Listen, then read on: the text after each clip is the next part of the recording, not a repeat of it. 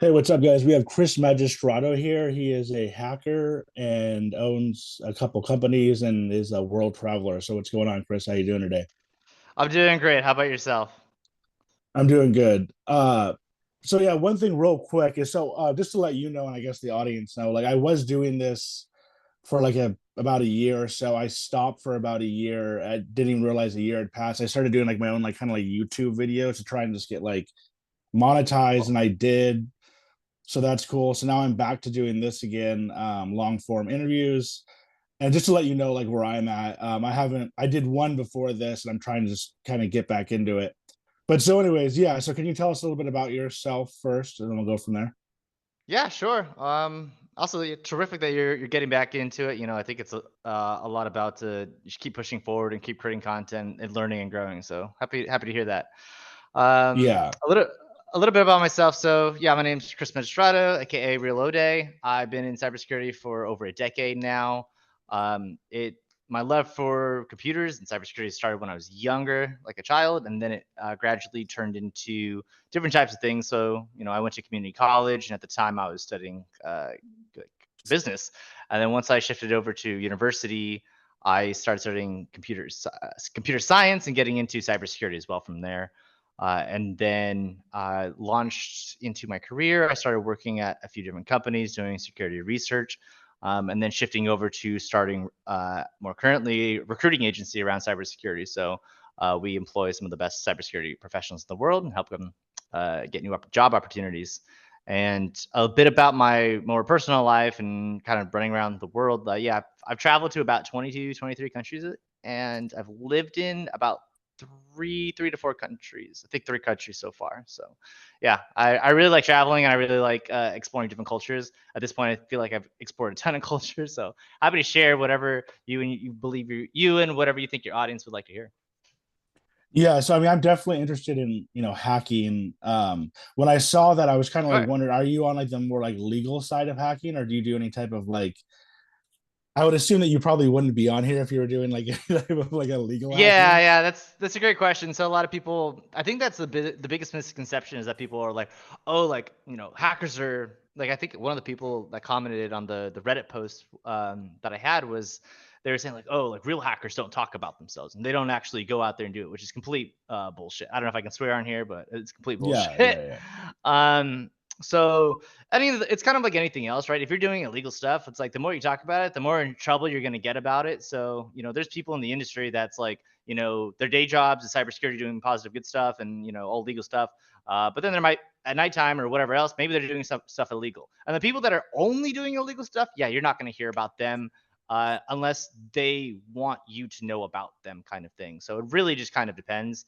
There's the term like black hat, white hat, and gray hat, and things like this. But it's really to the individual themselves and stuff like that. So I think what allures people in cybersecurity for the most part is more like, oh, how did the bad guys do it and stuff like that. And then once you kind of learning all these skills and stuff like that, you learn how to do the things that you could be doing bad stuff. And then you got to think about the ramifications of like, if you actually do those things, what's that going to mean for your life? And like, is it worth it kind of thing versus like, um, just staying true to the good path or the legal path and get paid very well doing those as well. So there's different avenues and stuff like that for people. So Yeah, for sure. Like I've heard like a lot of times like they'll hire like the even like the FBI and like big companies will hire actual real hackers because they know like how to do the real hacking, right? yeah, yeah. There's there. So that was like very popularized back in like the 90s and like early 2000s, where like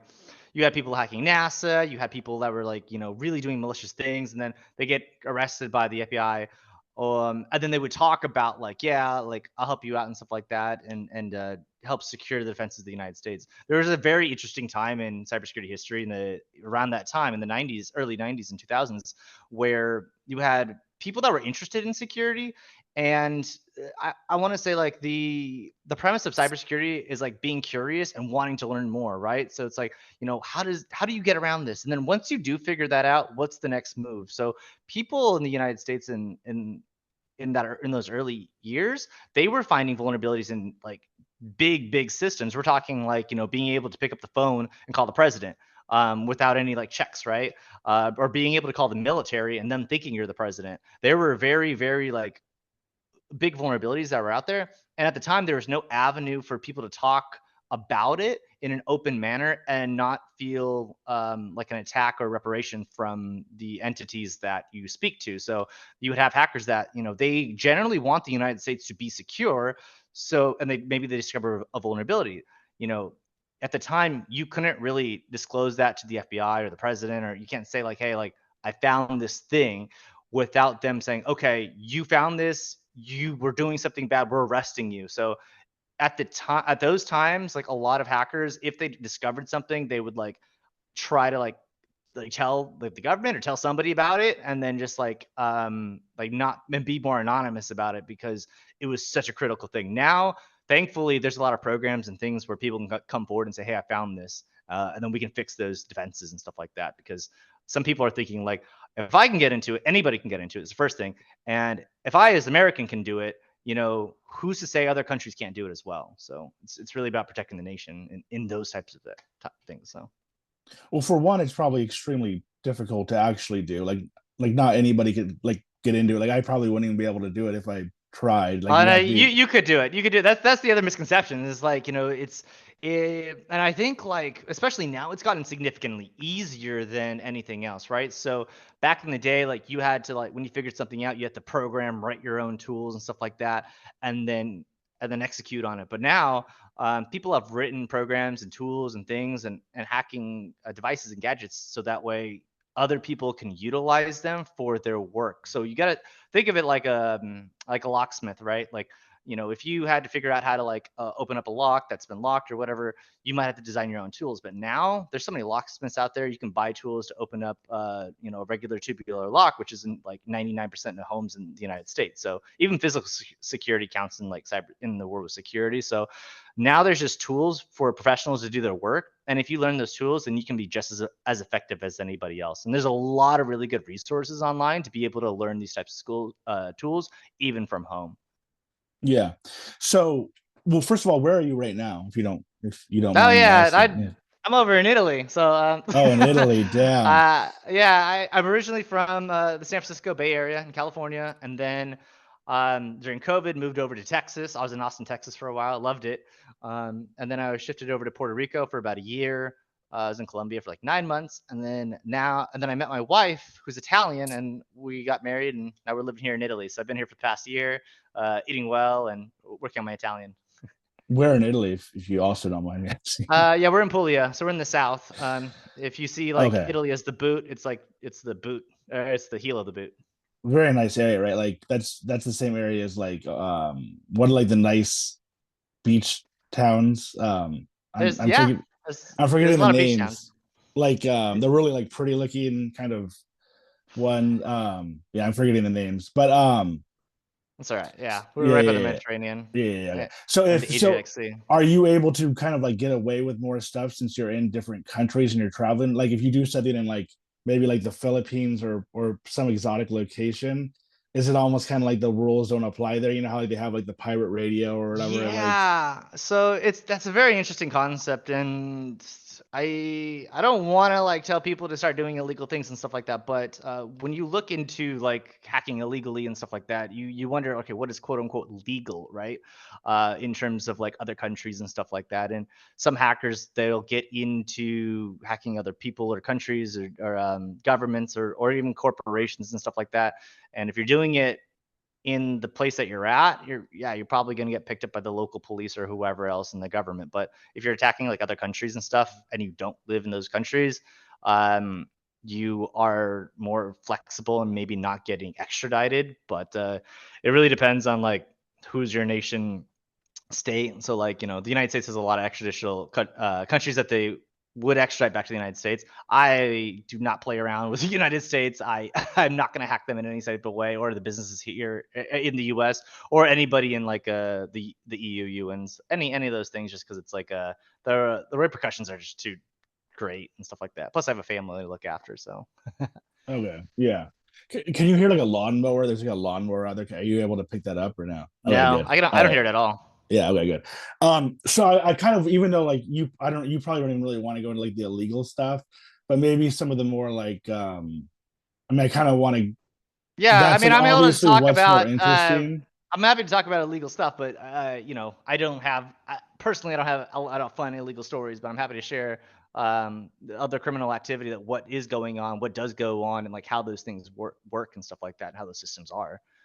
But like you don't really do them, right? You don't do like the, or do you? I wouldn't be on here talking and sharing all the things that I do illegally, like for anything. So like Yeah. any of those things, like I wouldn't talk about. Yeah. So I guess like what are some of the ways that you can kind of, I guess, I mean I know you probably want to give, you probably don't want to give advice, but it's like I find some of the stuff, obviously I find like hacking interesting, but then I also find it, yeah, I mean I mainly just find like the illegal stuff interesting. I don't think that the legal stuff would probably be quite as interesting. Although I mean we could obviously go into that too, but like in terms of just kind of like Just ask whatever eh, questions you want to ask in terms of the illegal stuff, and I will tell you. I'm happy to go over what I can about like what people do, but I won't be able to say like, oh, I do these things. Like, yeah, yeah, yeah. Well that's the thing is I don't really know like how much it's like a good idea to like obviously like go into illegal stuff on here, but it's like obviously like we won't say like you're doing it or anything, but like in terms of like just regular, like how like obviously like Napster was big, in the yes, in yeah. 2000 or whatever, and it was like that was kind of like a gray area where it was like, well, is it like sharing or is it just I mean, stealing?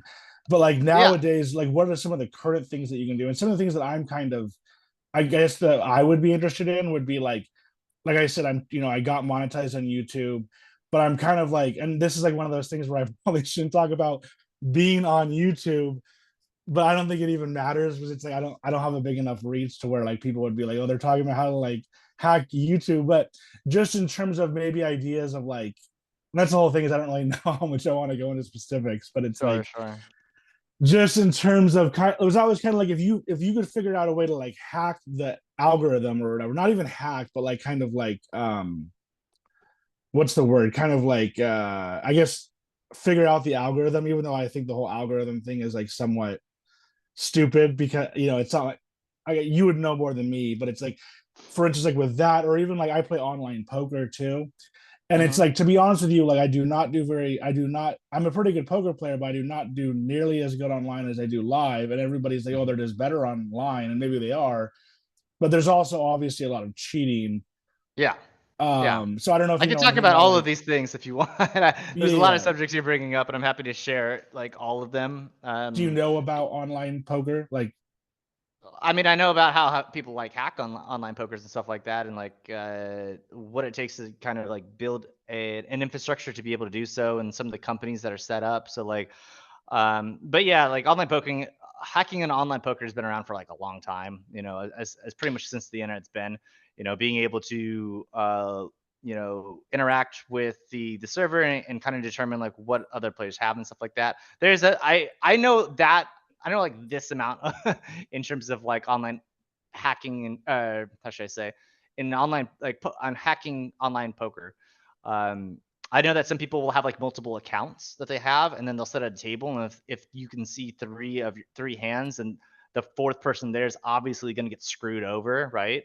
Um, but yeah, there's, and I imagine depending on like which casinos there are, I'm pretty sure people like use it to clean money and stuff like that as well. But I'm not I don't have a massive amount of information around that specifically. I do know more about Napster and at least that movement in terms of like sharing free music and stuff like that. So like when we're talking about like the Pirate Bay and things where the Pirate Bay was created in Sweden, and in Sweden they don't really see copyright laws or like kind of believe in it. They feel like if I have something and I give it to my friend, and I make a copy and I give it to a friend, it's technically not theft or stealing because I'm giving it to them. I'm having them have a copy of it. So there's some really good documentaries. I think it's called The Pirate Bay, that talk about uh, the court battles between like Paramount Pictures and everybody else with the founders, and like how they were like saying like, yeah, like anyone can come and like download whatever content they want. And this is an interesting business. They were actually even though they were just like connecting people, have them download stuff, they used the traffic, so like all the people coming, and then sold the ad space. So they were ideally making hundreds of thousands of dollars just for having all the people come to their website and just share, like providing the torrent file so people could then start downloading stuff. So, and it wasn't even their server. So they were making probably a pretty good amount of money on that. But then of course, like they were getting sued out the ass in Sweden. So yeah, what's going on with them now? Because I would imagine that advertising was illegal, because it's a, or at least in America, it was like an illegal website, right? Yeah, what's going on with them now? I have no idea. I could look it up right now and we could have that conversation. But yeah, there's a Frederick, Peter, and Gottfried. Yeah, they had like left. One of them had left Sweden for a while. I'm not sure if they've been back. Um, they had they they had done a lot. I remember like even before. I think it was.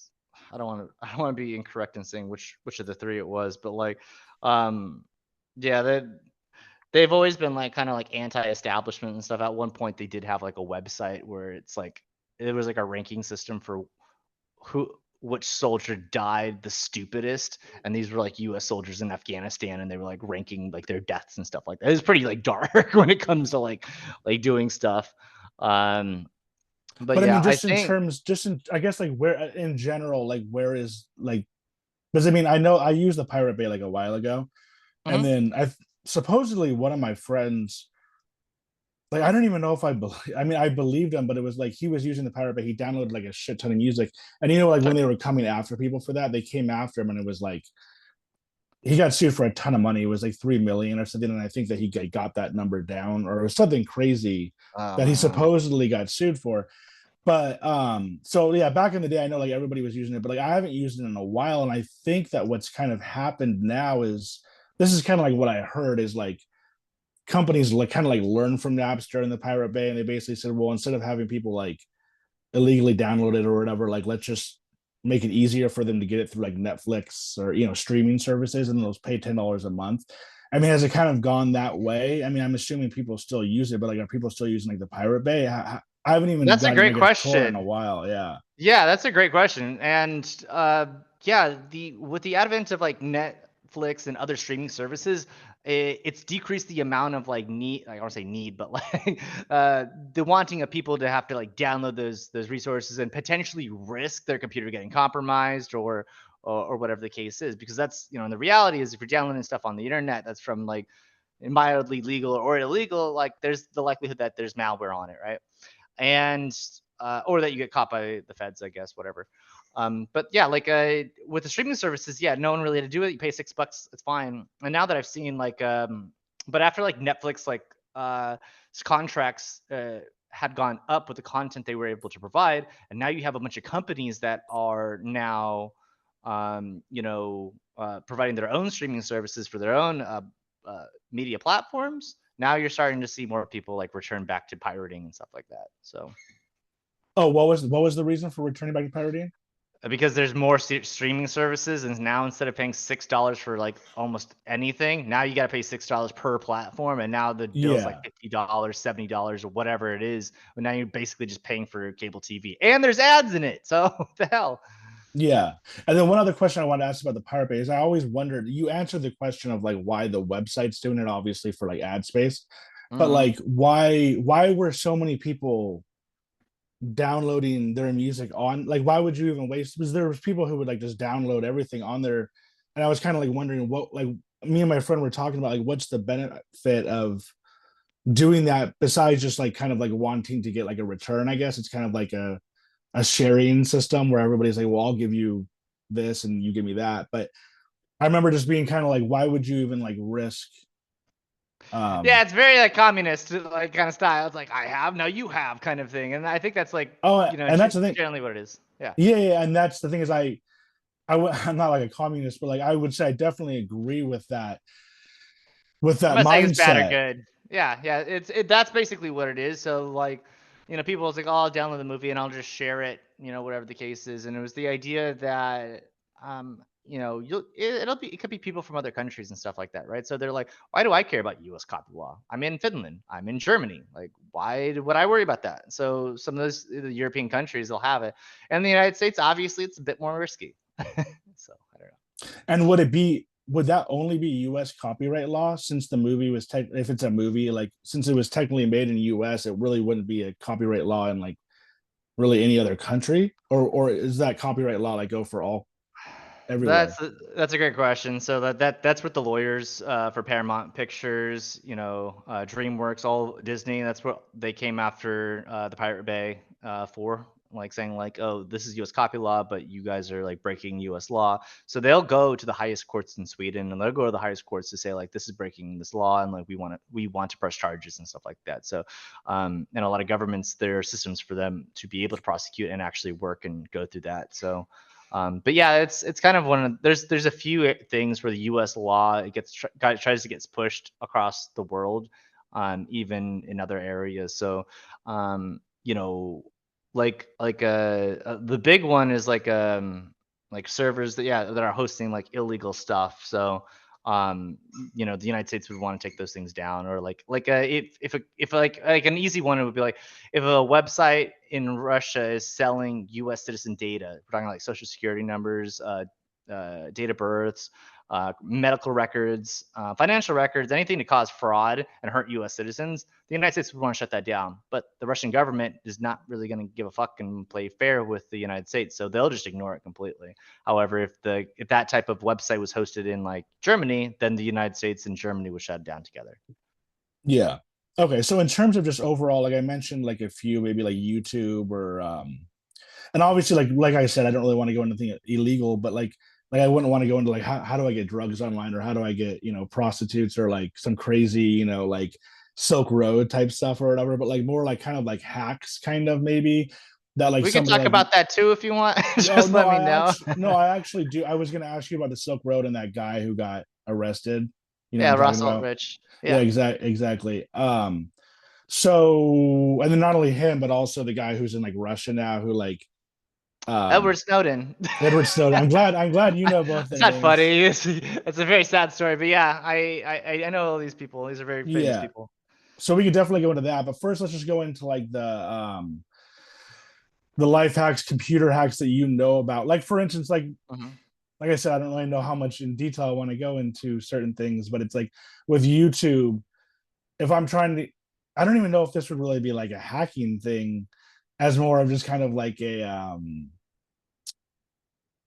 what do you call it? I mean, I guess it would be a hack, but not necessarily like a computer hacking thing. But for somebody like me, if I'm trying to get more views on YouTube, there's like the obvious ways, which is kind of like just share your stuff or like promote it or do ads. But what about? Do you know of any type of kind of like hacking Yeah, stuff so or just I anything in general? Really, I don't want you don't have to focus on YouTube. Anything in general that you can like kind of I I'll go use into the like internet a for. sure. I'll go into like what's called like black hat marketing. So technically, and this is like a step different than what I would like what the industry and like the cybersecurity people call black hat stuff. Black hat you generally means illegal and illicit businesses and like criminal activity kind of thing. So there's It black hat and there's white hat, This is gonna be right? confusing. Yeah. So Well, if you yeah, could just go black over those terms real quick, just so I of course. know. Yeah. Of course, yeah. So you got black hat, which is like illegal businesses. Like you pay me, I'll hack your friends, our business, the government, whatever. You pay me, I'll do this. It's illegal or whatever. Then you have white hat, which is I work for the companies and I'll help defend them and stuff like that, or whatever the case is. Then you have gray hat, which is like in between the two of like I hack for a moral purpose, the morality and stuff like that. So if there's but usually it's still illegal in some type of fashion. So you have those three archetypes in cybersecurity and hacking. There's also those hats seen a little bit more relaxed on digital marketing. So you have white, kind of what would be like white hat digital marketing SEO, which is like I want to get on. Let's say I want to get on the top of Google, or I want to get on the top of YouTube. Right? YouTube, I'm going to be posting contents, getting views, growing organically. Same on Google. I want to post and have more cross links and have more people and grow organically and the right way. Then there's something called like black hat digital marketing stuff. So In this term, it doesn't mean illegal. It could go into illegal, but it generally doesn't mean illegal. In this term, it actually just means breaking terms of service. So let's talk about what you can and cannot do on YouTube. So um, uh, let's see. So like what they don't want you to do on YouTube is obviously they don't want you to like get a bunch of bots and do a lot of things with bots on YouTube to make it look like you have a million views, right? Um, but it's not illegal. So um, but it is against the terms of service. So if I were to want to learn about, YouTube growth in not just the normal organic way, you can go on a website called Black Hat World, and not only do they have so much data and information about how to grow your social media accounts, not just on YouTube, but literally on everything: Facebook, LinkedIn, Instagram, TikTok, Twitter. And then there's even services that people sell, which again, it's black hat in terms of like marketing, but technically not illegal. Probably not illegal. It's if like, so I'll give you some of the services because maybe you have a question about them. Yeah, well, Or I did you have a I was question? actually I was gonna say about the services, those Yeah. seem to be kind of like sketchy. Like I've Oh never yeah, signed up it's for a not sketchy. service. Yeah. Well, what's funny is like speaking of that, like so recently I just got monetized and I've been getting some emails from people, and like obviously most of them are probably just spam scam. And the last one that Could I be. got, I stupidly they sent me like a thing and they said you got to like unzip this and like open it up and Oh unzip it or yeah, whatever that to doesn't look at sound it. good. So Yeah. yeah, and I should have known that anything with unzipping isn't good. So I did it, and supposedly I looked it up online. And there was like a virus that they give you or whatever. I don't know if I actually got it. I actually Mm, like restarted my computer, but that doesn't really have to do so much with the companies that are actually trying to sell you to grow your channel. But I've looked into like some of those like Sprizzy or whatever, and mm. I haven't done them just because you don't really know if it's going to work or not. You know what I mean? And the SEO type stuff too. Yeah, so there's different types of things. One, if I would not recommend downloading zip files generally. There's a website called Virus Total. You can upload the file to there, and it'll run it across like 32 antiviruses, and then it'll let you know like which ones are catching it and saying it's malicious. So there's just some uh, tools for you if you want to. In terms of like what different types of digital marketing agencies will offer, generally they could offer anything like, yeah, we'll help you grow, you pay us, and then we'll help you grow organically, and here's the methods that we use. But the black hat stuff is more like, you give us like $5 and we'll give you like 50,000 views on your YouTube channel and stuff like that. So there's like a really like, I want to say like, you gotta like, what the way I think about it is kind of like, you gotta think of it like, you know there's an algorithm, there's machine learning algorithm for YouTube or any of these social media platforms, right? And what they really don't want is the guy that's like, oh, I'll just pay somebody and then I'll get like a million views and the video will be up for like an hour or something like that. Like, and you just created an account and you came out of nowhere, right? The algorithm will be like, this is such a big outlier, this has to be like a problem, and then they'll like ban you for it or whatever the case is.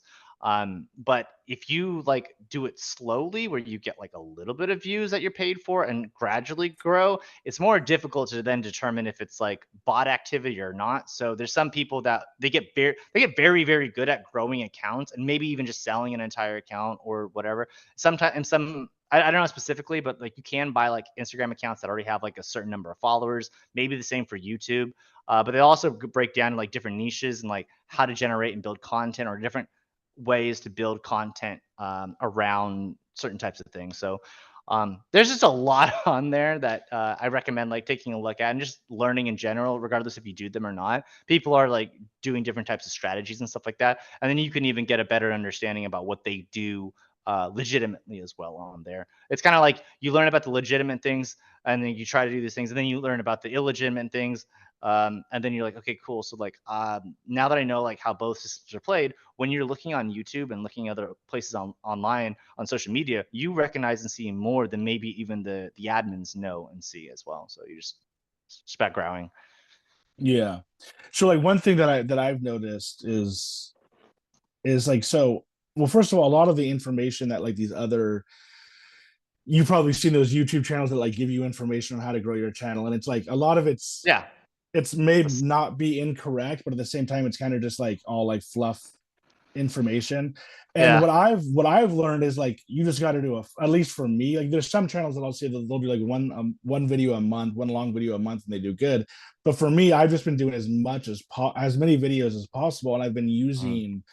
I've been using like AI to do it, like Chat GPT, and then like Nice, nice. I'll pretty much get the information from that, and then use like an AI voice. And then I've also like when you I like as you probably know, the copyright law is so hard to like to understand. But like before, I was kind of like, well, how am I going to make all these videos if I don't own the content, like the pictures and the videos that I put in it? But then it's like Mm. you can use those pictures in the videos as long as like you're changing it or whatever they call it, like where you're like doing a voiceover or whatever. So I've been doing a lot of that. Nice. But the main thing that I've learned is kind of just in terms of just doing it myself, no like help or anything, is just like do as many as possible, because that just like obviously you're going to get more views the more videos you post, and some of them will like click, some of them won't. Yeah, um so there's yeah, some really good like podcasts and things I would recommend like checking it out and looking at. If you want to grow on YouTube, those probably be the ones to take a look at and learn more about the YouTube algorithm. So right now I'm shooting a podcast as well, Hackers to Founders, where I interview hackers that reach the pinnacle part of their career and now they're doing startups and building out jobs and stuff like that. So we're shooting like long form content between like an hour to 2 hour long clips, and then we'll clip it.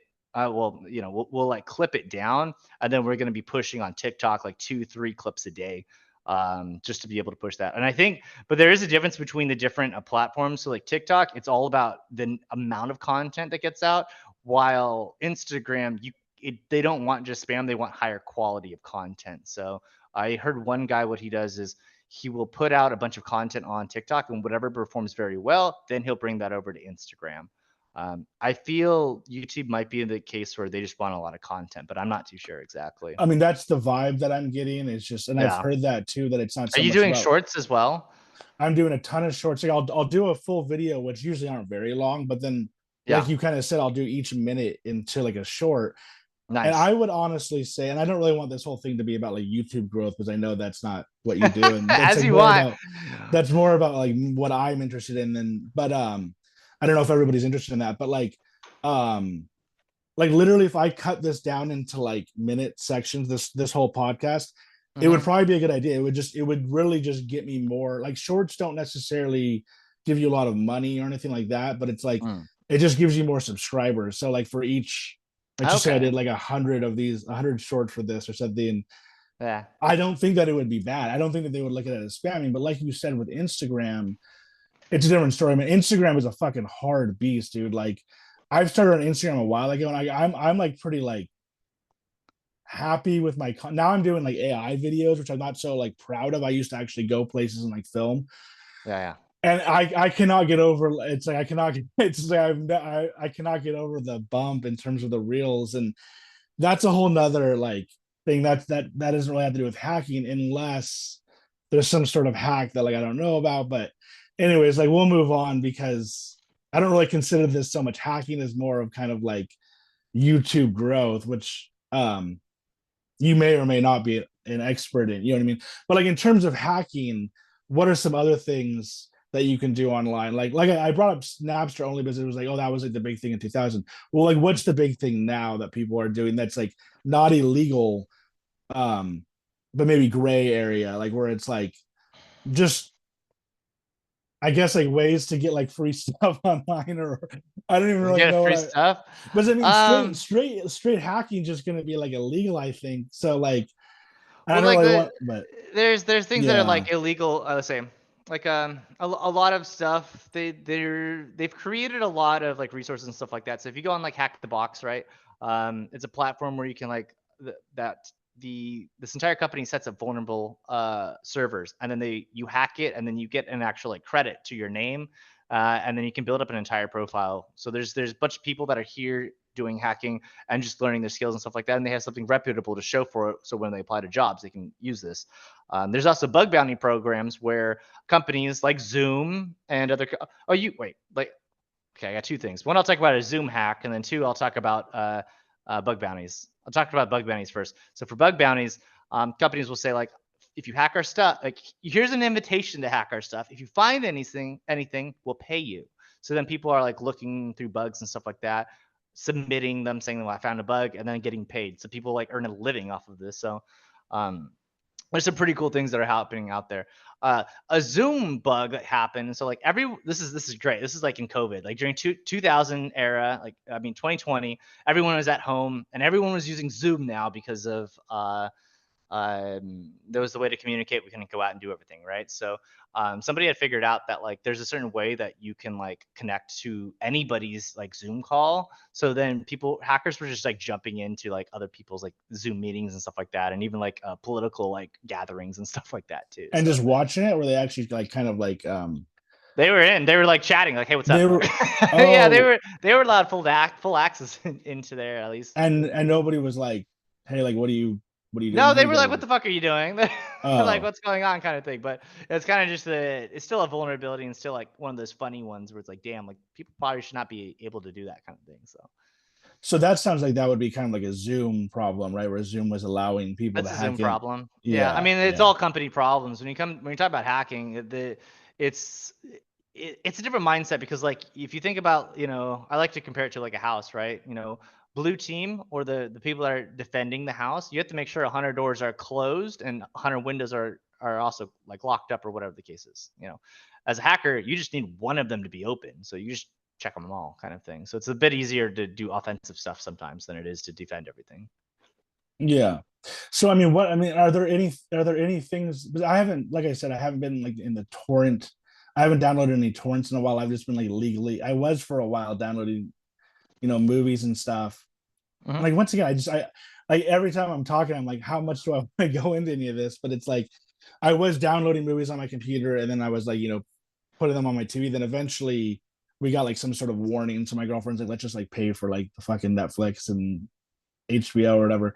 But like, is there any other ways to get free stuff? Or and then also I wanted to ask the question too about like AI. Like it Yeah. seems like AI is like has a pretty good tool to be able to get free stuff and even make money. Like I was saying, I was using ChatGPT for stuff. You can use AI art for stuff. But so yeah, both of those. Any ways of getting like free stuff. But like I said, I don't really want you to like tell people how to like scam the system. But I mean, well, yeah, I'll go into the downloading things and not getting contacted by authorities or the companies and stuff like that, and how to keep your privacy, whatever you guys do, private. So, always recommend using like a VPN. So, which is, are you familiar with VPNs or virtual private networks? I Okay, don't I so don't have one because I don't really probably need one at this moment. But yeah, I know there. you Yeah, should definitely have one. Everyone should have one. Like even it's even if even if I'm like not really doing anything like illegal, it's just smart. I I'm like mine's except like mine's is like pretty much always on, regardless if I'm doing anything illegally or not. And here's why.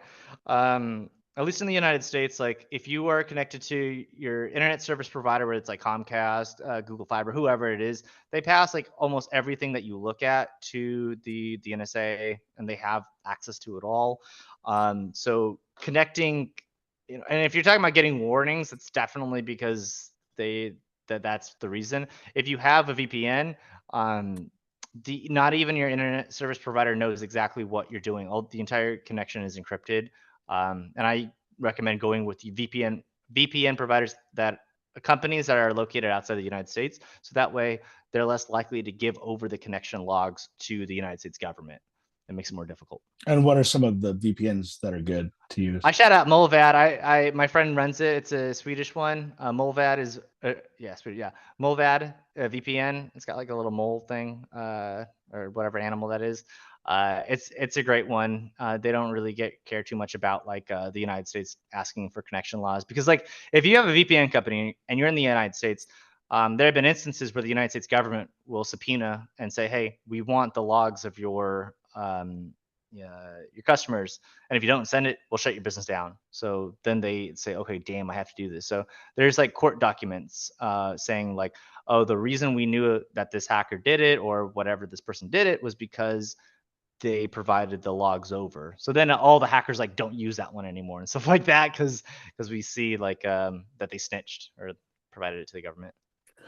And then in terms of using, like a lot of people are talking about, like in, I think it's like Signal, Telegram, Discord. Yeah. Like, do you tend to use those as opposed to like Apple iPhone messages, or like do you think those Yeah, are? great question. 100%. I use Signal. Open Whisper is terrific. Moxie did a great job in creating the company. I know the creator of Signal.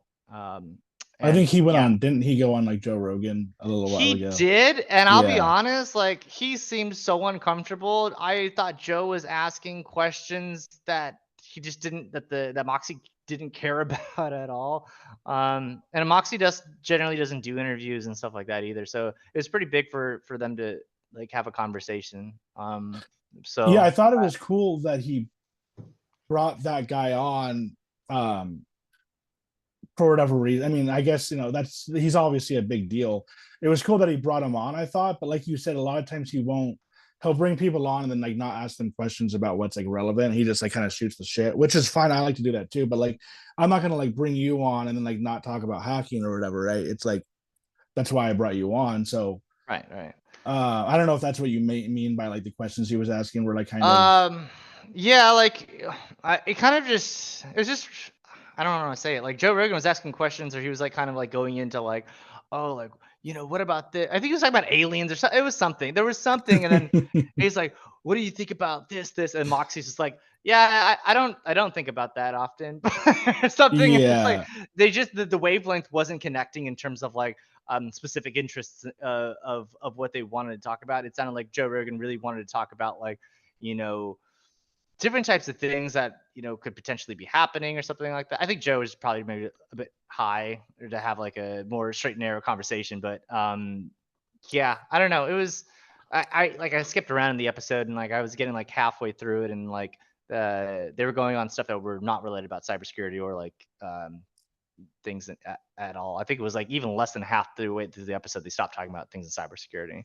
Yeah, I don't know if, yeah, when I remember him telling like it was an interesting story. He told a story about how he almost like died in like the San Francisco Yeah, that Bay. was crazy. I, Yeah, that's a great story. no, it really was. I was like, man, that was a really good story. But I don't know if you watched the more recent one with Ray Kurzweil. I don't know if you know who Ray Kurzweil is.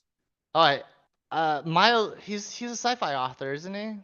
He's like an AI predictor. Well, like kind of like he's been like predicting the future, and he's very into like Google Okay. AI and all that.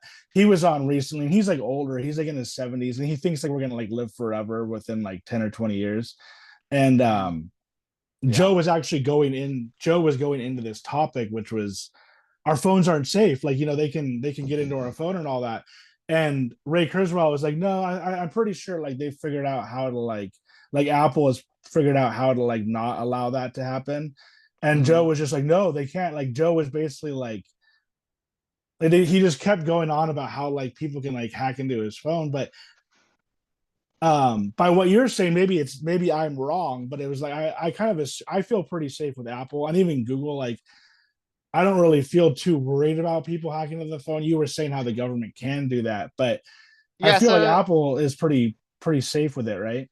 yeah. So let's go into that, right? So mobile security is something like I know a lot about. So in terms of the recruiting agency and stuff like that, and some of the clients that we work with, they're government contractors, right? So they work with the United States government and allies to basically hack into or at least build products that can compromise phones.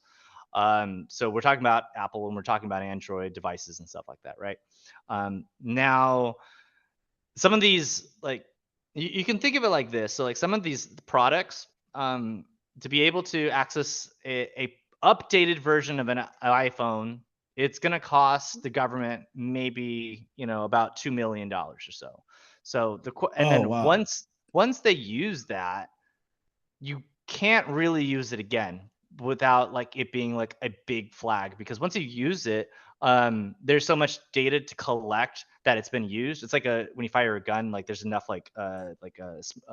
smoke and stuff like that and like things that they get collected, so it's like like, oh, it was this bullet from this manufacturer, whatever. There's enough things where you can't use it again without it being associated with the same type of with that event or whatever.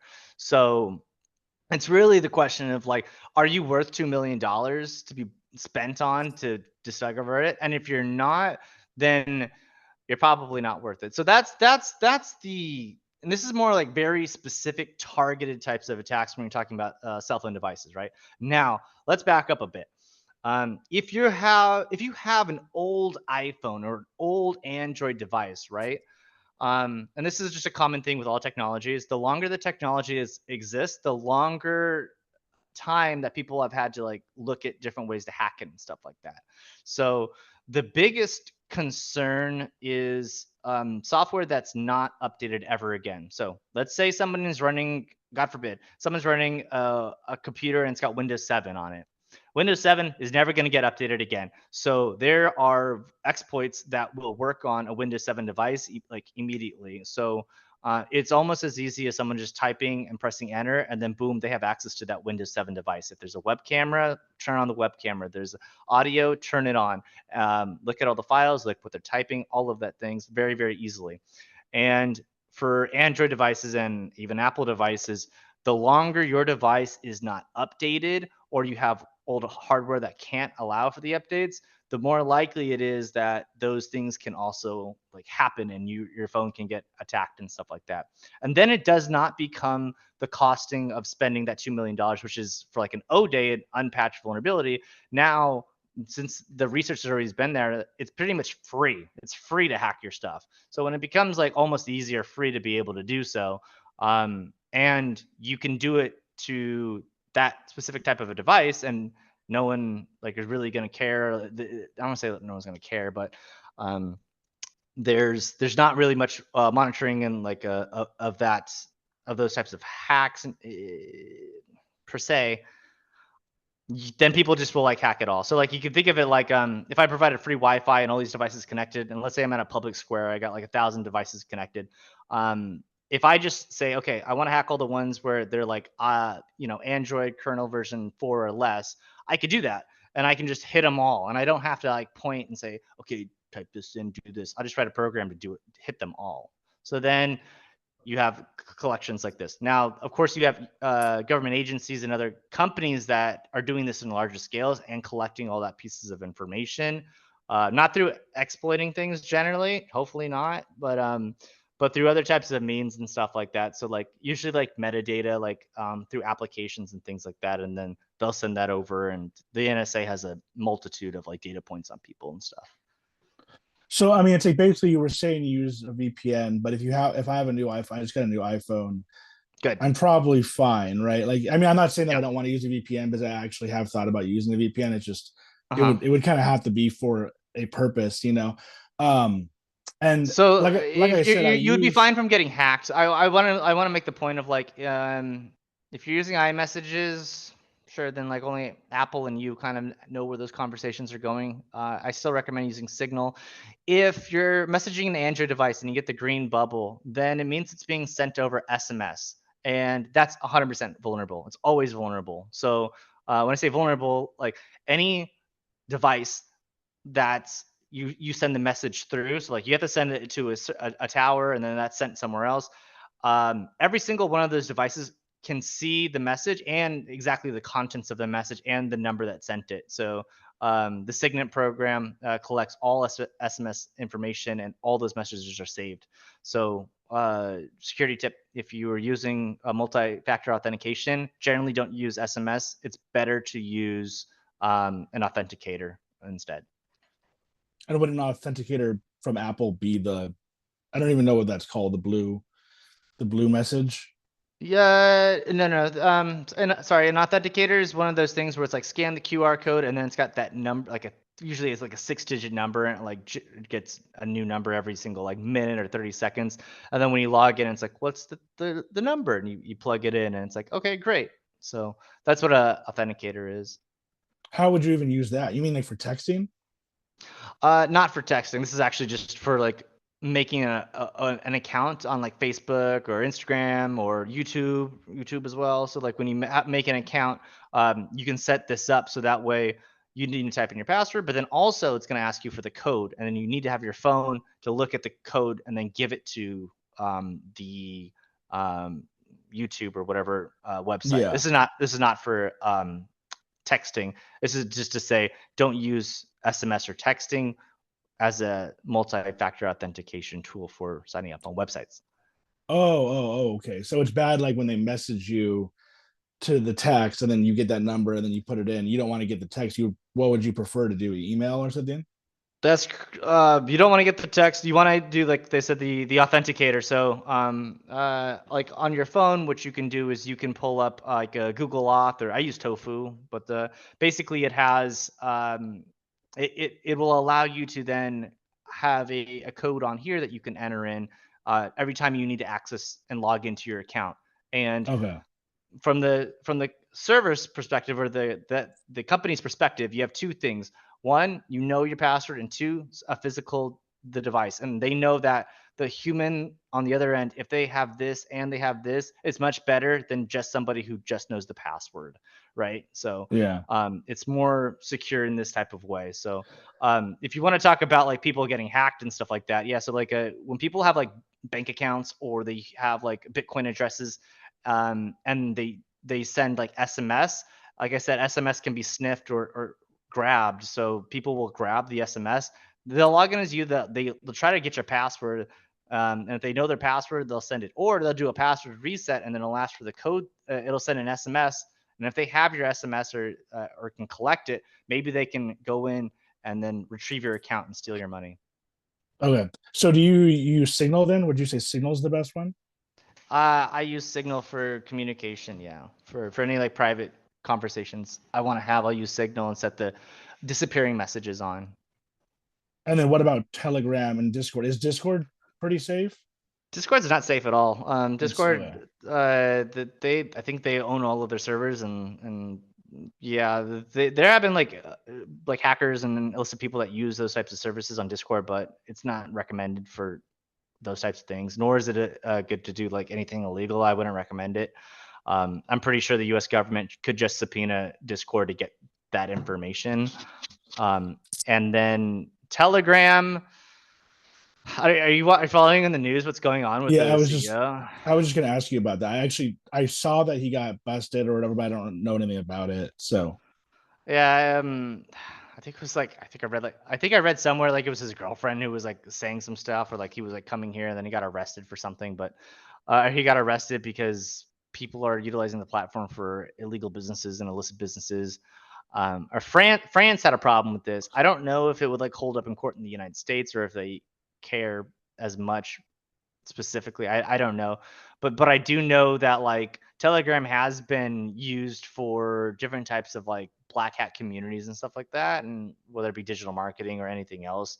And they do like operate like there are people that do operate illicit businesses on there, and I think the problem is that Telegram doesn't have a system to check who's doing those things and like telling people like, hey, stop doing this kind of stuff. So like Facebook, like they do now and stuff like that, but before that was like also a problem with Facebook. So I think I think like the team for Telegram is like really small. Like I think it's only like a handful of people that are like running it. I say handful, I'm like less than 50, but like Telegram's a massive company. So um yeah, it's just so the impressive. main options in terms of security for the texting would be Telegram, Signal, and then I kind of forgot there's WhatsApp, which is actually Facebook, right? You could use WhatsApp. Yeah. So WhatsApp secure. Telegram, I don't even know if they do end-to-end encryption. I think maybe they started recently, but WhatsApp's good for end-to-end encryption, so no one else listening through your messages, other than Facebook and so like okay, what that's worth.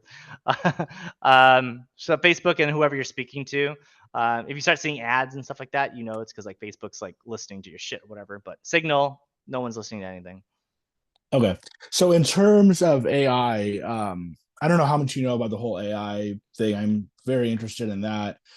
In Yeah. terms of, I guess, I mean, that's a whole nother conversation. We only have so much time to go into like what's going on with AI. But in terms of, I guess, like getting free stuff with AI, like I said, ChatGPT is free, Google Gemini is free. All these like Oh right. Yeah. all these like picture generators or video generators are pretty much free. And I've Hmm. been using them, and it's like I mean, I think that you could potentially build a, or I, you could potentially build a whole YouTube channel like just on these, Hmm. basically just using AI. So, I mean, what do you think about the whole AI thing? And do you have any like tips in terms of, I guess, how to use them to get stuff for free? To get stuff. Yeah. So I want to say this to you and your audience and stuff like that. And this is something like I think I even had like difficulties like kind of determining and learning is like there's so much because I follow a lot of entrepreneur like startup stuff, like do all these things and like I'm like people will say like, "Oh, how I make $10,000 a month using this AI tool." It's bullshit. They all just say this stuff because they want you to get followers and likes and it's just all clickbait bullshit. Um, and if they had done it, that doesn't mean, and if they're talking about it, it's probably already too late. But maybe there's something there. But I would always say like be cautious about those types of videos and things like that because that'll spin you down a rabbit hole of something that you think that is possible, and in reality, like either they didn't do it or like they did it, but like it's hard to duplicate. Whatever the case is, if it's so easy to duplicate, they would just keep duplicating it and making more money off of it.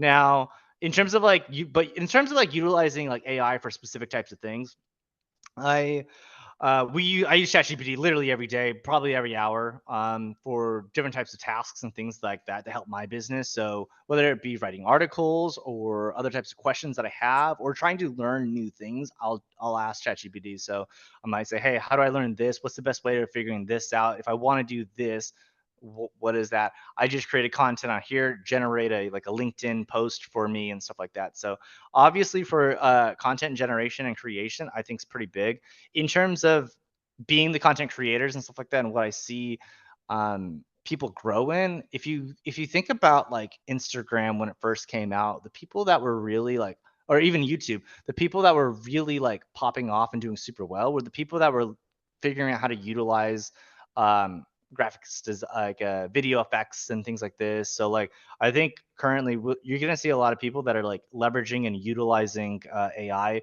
to generate really cool stuff, and then those people they'll get a lot of views in certain types of things. Now, in terms of like other videos and things I've seen on AI that are probably going to get banned on YouTube pretty soon, is I've seen some speeches given by I'm not going to say who, but you know what I'm talking about? There's these speeches that are given by public figures that are that in at least in U.S. history I've seen as evil. But they translated the entire thing into English, and when you hear these conversations, it's very eye opening because it humanizes the other side, and it goes through the struggles of like what they were going through, and it's like really interesting to hear and see historical figures from a different time and as they're speaking in English versus the languages where they're from. Well, I'm interested who are you talking about, like Hitler or something, or? There's Hitler, there's Stalin, there's Mussolini. All of them, they translated them into English, and like Hitler's, he'll talk about the struggles of the. I don't want to talk about this too much, but the groups of people that he doesn't like and how they rose to power and how he's afraid that the external influence of Great Britain is going to affect Germany, and that the German people do not want to an outside force to affect what they want as a country and a nation. And it's a really interesting thing to say like these group of people are having specific types of treatments that are better than other types of people, and it's not fair to the German people that we should have to treat another group better than ourselves, even in our country. It's kind of it's scary because like a lot of the talks, it's like you know you can see some of the politics of today that are shifting towards these types of things. It's really scary. Honestly, it's just terrifying. Well, yeah, I haven't seen those ones. I saw like a short one where it was like, I think it was on SNL or something, where it was like Hitler talking, and like they said they're gonna like reword it to American, and then but then it was like Trump saying like the immigrants eat the Okay. cats or whatever, and so it was like a joke. I haven't seen the ones where they're actually literally translating them into English, but you actually think that it kind of like almost like um what's the word for that, humanizes like the person by kind of like by seeing their viewpoint or something. When you hear somebody speak in your first person language, it really affects like it just changes the way because like you just hear like on the History Channel you just hear them screaming and yelling the entire time and they don't translate it and then like you kind of want like if you think about it, it's like why didn't they translate it? because they have all the translations, they could do it. And I think now that AI is being able to be shared, I think there's going to be a new wave of like even media that's going to show um like at least waves of media that are that they just want to hear the story of what other people are saying and then translate it into AI and hear them speak in English and stuff like that. And you'll probably have platforms like YouTube and other places shut these things down because they don't want people to share those types of narratives. Yeah, it's also kind of, yeah, it's a hard, like you said, you don't really want to talk about it, but it's like it's kind of like a hard thing because it is, I don't want, it's not good, but it's like it's interesting. You kind of do want to know what they're saying, but at the same time, it's, you're right, it's probably not good to like actually hear what they're saying and their thinking pattern was or whatever. But at the same time, like it is, if it is true, then it's kind of just history to a certain extent. But Yeah, it's so history. yeah. But it's definitely one of those things where it's not, yeah, it's probably the type of thing where like people probably shouldn't hear it. So we only have so much time, but I wanted to go over like the Silk Road, Ross Ulbricht, and then Yeah. I'm forgetting his name again, the other guy. But then also I want to go over cybersecurity and like big companies like Amazon, Google, Apple, all that. Mm-hmm. Um Sure. so I don't know if there's, because of time, I would say we can just go over both of them. But whatever you want to go over with the Silk Road, the dark web, right? Yeah. And then also, yeah. I can talk about both those things in a lot of details. So the Silk Road was one of the first what's called DNM, decentralized marketplace. Basically, like and Ross, like he went to, I think he got a degree at the university in Australia in economics, and he was like wanting to push for a free market. So he created one of the first decentralized free markets out there where I say free market, and a lot of people like to say like, oh, it was a place where you could just buy anything. False. There were rules, and you can't just buy everything. So there were things that were completely off limits. The most easiest one to say is like humans. You can't buy humans. There was like no, which is good. And then on these communities, you kind of think like, oh, all crime's okay. They also don't want spammers. They don't want people spamming stuff and like being rude to the community and stuff. So there was also some type of structures that into these things. In terms of like drugs, though, that was okay at one point. Weapons were okay, and then I think information in terms of like credit card information and these types of things were also okay to be sold on there. So um, Ross Like had one other of the people's first. credit cards. Yeah, you're not giving Like out yours. I mean, Yeah. like basic like used for what? Like Yeah. Oh, yeah. So like, you basically you hacked, maybe you hacked a website and got a bunch of credit card information. Great. Now you can sell them. So, from the and you got to think of this as like there's multiple component like groups of like people and like syndicates or multiple syndicates even. So like you'll have one group of people. It's like, oh, I hack websites and boom, we have a bunch of credit cards. Great. I have 10 million credit cards. Information with the person's information. Now what do I do with it? Well, I could try to like build out a system to pull the money and maybe do bank transfers and do that. Or I can just put it on a marketplace and put up like a bot to auto sell them and generate, I don't know, $10 per card. So cool. Then with a million, if I have a million cards, I have $10 million in assets and I can just like relax and I can just keep hacking websites, what I'm good at. So they're not necessarily the ones that are like moving the money. Now you may have another syndicate and it's like, well, if we have the cards and we can move money and stuff like that. So then they'll do that or whatever. Maybe you have another syndicate that they make bank accounts that are like shell accounts or fake accounts or whatever.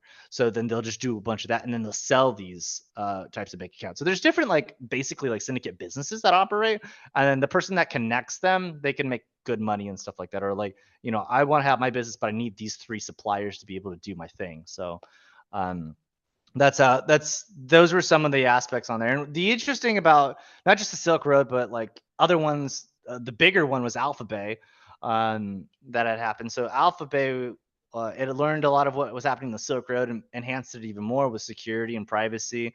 I don't remember if the Silk Road had reviews, but Alphabet had reviews just like Amazon reviews. So you can see that people had purchased it, and then you can even see like how positive the quality and the stuff were. So when you're able to like look at a vendor that's selling illegal drugs, but they have like 1,000 positive reviews, and then you can also see the like level of their account. The higher level, the more money that they had made on the account. I believe it was like at level 10, they made like $10 million on the website. So it's like, all right, this guy's made $10 million on here. So yeah, he's probably, valid in terms of providing and selling stuff. And it's, it really actually, I believe these DNMs actually really reduce the amount of crime, like physical violent crimes that were around drugs in general. Because when you had a college kid that's just like, oh, I can just buy a bunch of drugs and sell it to my like college friends or whatever, you broke down the amount of like crime. Because like, let's say you make a big order of whatever, like weed or something, or cocaine, whatever the matter is. You make a big order online, right? You don't actually have to go and physically meet a guy or go out on the street to go beat somebody who's like moves the product around physically, who potentially has to like hurt people and stuff like that. You remove that entirely and get it shipped right to your dorm room. So it like removes an entire entity of like people that are like moving around doing these things. So I think like crime actually dropped in terms of like physical violence around these things due to these marketplaces coming up. So are you overall fine with like what Ross Ulbricht did? He did a few things. So actually, like one of the things that kind of got him more in trouble was I think he was like colluding or speaking to like a hitman and like paying people to like go whack off or kill people, and that was like one of the things that was kind of like not okay. So that was like getting deeper down the line and stuff like that. But I can't condone any criminal activity, but like, if dude wants to like make a marketplace and stuff like that, then like, yeah, do what you do and like try not to get caught. So you kind of do you have in general have more of that kind of like a libertarian type mindset where it's a everybody should be able to kind of like freely do what they want and the government shouldn't really get involved overall. It's hard to say, because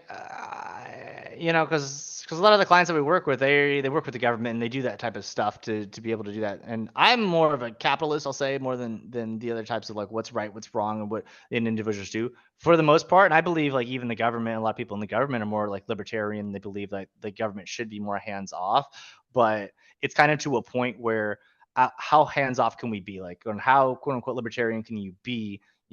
There has to be some level. Obviously, if they're in the government, they believe that it needs to be some level of control. That it can't be a complete absence of government, like a complete like anarchy.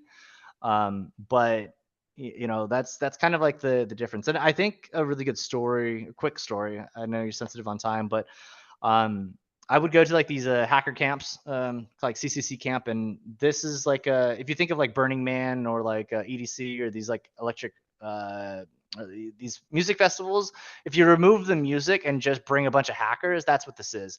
And it's in Europe, and a lot of people are hacking and doing stuff, and it's more just to learn and to grow and share stuff. And they don't care about money, they don't care about companies. It's very anti-establishment as well, very very anti-establishment. So you have some people that are building programs and tools, not just to like have clear communications between each other, but then our actual anarchists, where it's like, no, we don't need governments. And I don't just believe that. I'm building tools to have us communicate and structure, so we don't need to have governments. And that's when I kind of like position myself. I'm like, damn, these guys are these guys are way over here. All right, now I know I'm like more like on this side kind of thing, where it's like I don't really want to like completely destroy or not have be around governments and stuff like that. I think they should exist. And there are cases where you can see areas where governments don't exist, and it's usually not good. Yeah, I was gonna say, has there been any like experiment of like anarchy? Like, I don't even know if there really has, right? I mean, it's like because the anarchists are like, I want no government. I want it to be anarchy, but it's like we can't even like with communism, we know like it hasn't worked in certain areas, but like with anarchy, I don't know if there has been any like full anarchist country. Has there? I Unless mean, it was like a if a really long country time exists, ago. then there's like not really an anarchy. Like if a government exists, then there's not really an anarchy. But there are like different types of groups of places and people that like just generally they don't want the government in any types of facilities and stuff like that. And I I can't see it as like working when you need other things like hospitals. You know, you do need some level of police, or you are the police, and then you are the government. So are you mafia, right? So you know there has to be something there. Yeah. Yeah. So in terms of the dark or the yeah, the dark web now, like where does it stand now? Like is it still like thriving or like have they tried to get Yeah. rid of it? No, they're not. It's how do you say it? It's not something you can get rid of. Like it's kind of like the internet as a whole. Like you just can't get rid of the internet. Like you could maybe shut down servers and stuff, but no, the dark net's still here. It's gonna be here forever. As far as what's going on in there, I don't really know. I haven't been running around as of recent and seeing what's being sold or looked at and stuff like that. Last I was looking online and stuff, you know, there's just the average things of like credit card information, personal information that's being sold. I think if you're talking about more like future crimes and things that'll happen, I definitely see like the more that we get into I think more recently, you want to talk about AI and the dark net, like these two things are going to start being there in terms of like uh, you know, AI is going to have a lot of regulations on things that they don't want us to create. And I think on the dark net, they're not going to have limitations about what they create. So, you know, there could be like services that are spawn up that say like, and we've already seen some instances where they'll take like a CEO's voice and then they'll create an AI and then they'll have them contact different people in the business and tell them to do stuff. And then they're actually Oh executing on man. what they're saying. So the next steps are going to be like, hey, get us audio clippings of this person and we'll call their bank for you and have them transfer money and do things like this. And if they need to call and get us on screen as a video, we'll generate the AI of the person as well. The identity theft is just going to be at a whole another level in terms of what AI is going to be able to do. And I think this is going to happen a lot sooner than people are expecting. Yeah, I could see them using like Elon Musk's voice or something because it's like a very specific voice. Would they also Yeah, have to get his like phone number too? So like when he calls, like they know it's him, or is it just you the know, voice? that's a great question. Like, so, it really depends. So, like, a lot of everyone in cybersecurity knows this is that the weakest link in any system is the human. So, you know, if you call, like, let's say you get a call from Elon Musk and he calls you from an unsolicited number, he's like, hey, and you work for him, or you know, you're one of his directors. He's like, hey, you need to get this done. This is critical. You might not even question it. You might be like, okay, shit, yeah, okay, sure. I'll just go on it because you don't want to get fired by Elon, you know? Yeah, and if the voice is like a perfectly matching his voice, like you might just be, oh, it must have been him. It sounded just like him. Yeah. Yeah, I'm very interested in all type of that type of stuff, like Elon Musk, Sam Altman, Mark Mhm. Zuckerberg. Like it seems like what they're doing is like really like on another level, and it's just like crazy to think about. So in terms of like those companies and I guess all of the big companies, do you well before we get to that, let's go over what's the other guy's name who's in Russia now? I forgot his name again. Edward Snowden. Edward Edward Snowden. Snowden. So what about him real quick? What do you think about his whole situation? Do you think he's pretty much just stuck in Russia for the rest of his life or Yeah. Oh, well, either there or okay. So it's a bigger conversation. So, yeah, you it's know, when hard I because was it's like we younger, I know yeah, each thing like this could easily be a 3 hour podcast where we go over each thing, yeah, but yeah, I'm trying to like cover everything quickly. And yeah. I would do it longer, but my girlfriend's like gonna be coming home, so then it No might be an worries. issue. But yeah. That's no worries. When she comes, we can wrap it up, and then we can also shoot this. If you clip this and people are like really interested and want to hear more, we can go into more details about those things. So Okay. we can do that. As far as Edward Snowden, I was young when when Snowden leaked everything, and I was like brand new in cybersecurity, and I was very anti-government at the time. So I was like, yeah, this is great. Um, And yeah, so Edward Snowden was a government contractor. He worked for Booz Allen Hamilton, and he was able to look at different types of things because he was contracted with working. Well, Booz was contracted with the NSA, and he was able to see a lot of things. He monitored and saw that there's a massive global scale surveillance system that was happening. You know. Looking at everyone's text messages, photos, and everything, right? So, you know, if you have a nude out there, the government definitely has your nudes. And it was really deep because previously it was supposed to be specifically like, you know, you needed a warrant to be able to wiretap and listen in, and now it's like it's happening automatically everywhere, no matter what kind of thing. And he presented the information, and he went to China and presented the information, and then he moved, and now he's in Russia. Do I think he'll be there in Russia forever and most of his life? He's going to be. He's when what happens is when you flee to another country and are trying to avoid getting extradited, you then become a pawn to the government that is in charge there and are a bargaining chip. So if Putin needs anything, he will then he could say, "Hey, I'll give you Edward Snowden back, and you can utilize this." So, like, let's say, like Trump helped negotiate, and he got Edward Snowden back. That might bring enough voters to Trump to be able to get reelected, or gives it to Harris and happens there. It's a tool. He is now a tool that is going to be used for political like dealings. I don't know if you heard about the other ones, like was the guy's like his nickname was like the Merchant of Death, and he was in the U.S. prison. He was in our prisons in the United States, but then somebody in Russia got one of the like basketball players. Somebody got arrested because they were like they had a little bit of weed on them. They got arrested in Russia, and then we exchanged that, and it was seen as like ridiculously crazy because like you know this guy they called him the Merchant of Death because he would sell weapons to Russia and other types of government, Russian flavored governments that were anti-Americans and stuff like that. So the U.S. would be fighting a war, and the Merchant of Death would be supplying weapons to the opposing side and stuff like that. So they just become political tools for trading. Well, then there was also recently the female basketball player who got caught with weed or That one, whatever. that's the one I'm talking about. Yeah. Yeah, So but she was traded for the Merchant of Death. and we had the Merchant of Death. We had the Merchant of Death. This guy was like providing weapons with like from Russia to like other countries and stuff like that. So if you ever seen what's the movie with Nicolas Cage, Lord of War, he was basically doing that for the Russians. And so, and they wanted him back to put him in prison or to do what with him? To have him continue bringing out destruction and trading weapons all to whatever countries that Russia wants to weapons to be at.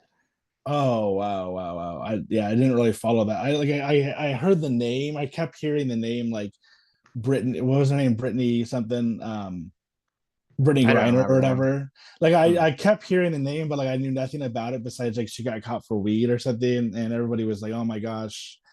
And then there's also the Julian Assange one. Yeah.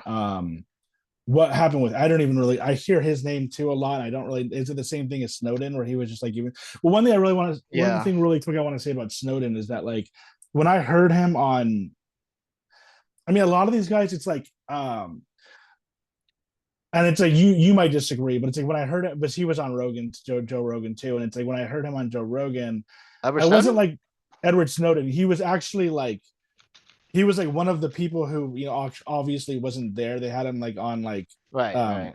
Zoom or whatever. They had him on Oh, yeah. the computer, and the reasons he gave just didn't really. I wasn't really like super impressed with what he had. It was like, yeah, it was like they're watching us and all that, but it's like to a certain extent, like the way I view things is kind of like, yeah, they're like watching, but it's like I'm not really too worried about it. And it's like, you shouldn't be too worried about it unless you're doing something wrong. Now, obviously, they start going Hmm. after people like for no good reason. Like you were saying, if they even want to get into my iPhone, they have to pay $2 million. They're not going to do that for me. They might do that for like P Diddy, right? I mean, it's like Uh, so in general, I kind of feel like yeah, like I understand where you're coming from, but maybe you were better off not doing what you did because now you're in Russia. So I mean that's my thoughts on Snowden. But what about Julian Assange? Like, what did he do exactly? Um, Julian Assange was he created WikiLeaks, and people were able to share documents. Like we're talking like documents that were like cables, basically. So talking about information that is supposed to be classified or whatever to specific uh, nations and stuff like that, and sharing it. And there's been speculations on like how he's been releasing some of the information and stuff like that. So there have been like people that's like, I discovered some information, I gave it to Julian Assange to be able to release it, but he didn't release it, or there was like a time delay for that release, which potentially even swayed different types of elections. Specifically, I think he helped the Democratic, like the way that he did it, it helped the Democratic Party or something like this. And people were like really upset about like that particular thing. But yeah, I want to circle back and talk about like Edward Snowden, and there's a really good quote that says like not saying that you don't care. Let's see. I'll find the quote right now, but it kind of alludes to the fact that like everyone should at least care about privacy, because you don't know, um you want to have the right to be able to say something, and it's not until you don't that then you start to worry, and by then it's too late. Yeah, don't get me wrong. Like, I understand the privacy thing, but I guess yeah, I understand what you're saying. I mean, your point there is good, but I guess I just don't care enough. And it's but like you said, I would care if if they came after me, but I don't really feel like they have anything to come after me for. And it's like I'm not saying that he's wrong about his beliefs. I think that like we should have more privacy and all that. But I still probably I wouldn't I don't think it was a good idea for him to do what he did because of it. Because of the sacrifices that he took on for it. Yeah, I mean, Okay, that's fair. it just I guess my main thing would be that like I don't personally, from what I've seen of the US government, I don't feel like they've crossed the lines in terms of like kind of like going after people they shouldn't. I mean, you hear stories of people saying like, I mean, honestly, like it's kind of fucked up, but it's like I had like a friend. Yeah, it's I don't even really want to know if I want to go on the story, It's but like fine. I yeah, well, like I basically I'll just go into it. I had a friend who his friend got caught for like looking at like child porn or whatever, and Okay. the government came after him. He went to jail, and then my friend was saying he didn't do it. He got set up by like his girlfriend's dad or whatever. But it was Oh like yeah. I just don't I just didn't believe it. I was like, no, I think he did it. Like I don't think the government would go out. You know what I mean? Like I have enough trust in the government that I don't think they're going to go after somebody for doing that. And then I know it's crazy because I'm not like I don't know these guys personally very well, but I know who they are. They're friends of friends or whatever. I know Sure. another guy who literally he's in prison for looking at like child porn or whatever. And it's like, yeah, like he should be in fucking prison. You know what I mean? Like he was going on Snapchat and he was talking to younger girls. And yeah, the government should have gone after him. And I'm glad they did. Now, if I Yeah. start hearing stories where it's like, oh, they're going after people they shouldn't, then that would change my mind. But a lot of this stuff kind of comes down to I don't really want to say Edward Snowden stuff is conspiracy theory because I think that he probably proved what he was trying to prove. But like with the conspiracy theory type stuff where the government's watching you and all that kind of stuff, it's kind of like I feel like you kind of have to like prove it before I He believe it. definitely did. He definitely did prove that it is, and they are listening. Like, Well, no. I'm not like I said. I said that Snowden. It sounded like Snowden proved it, but I mean the information that he gave on Rogan for what he did,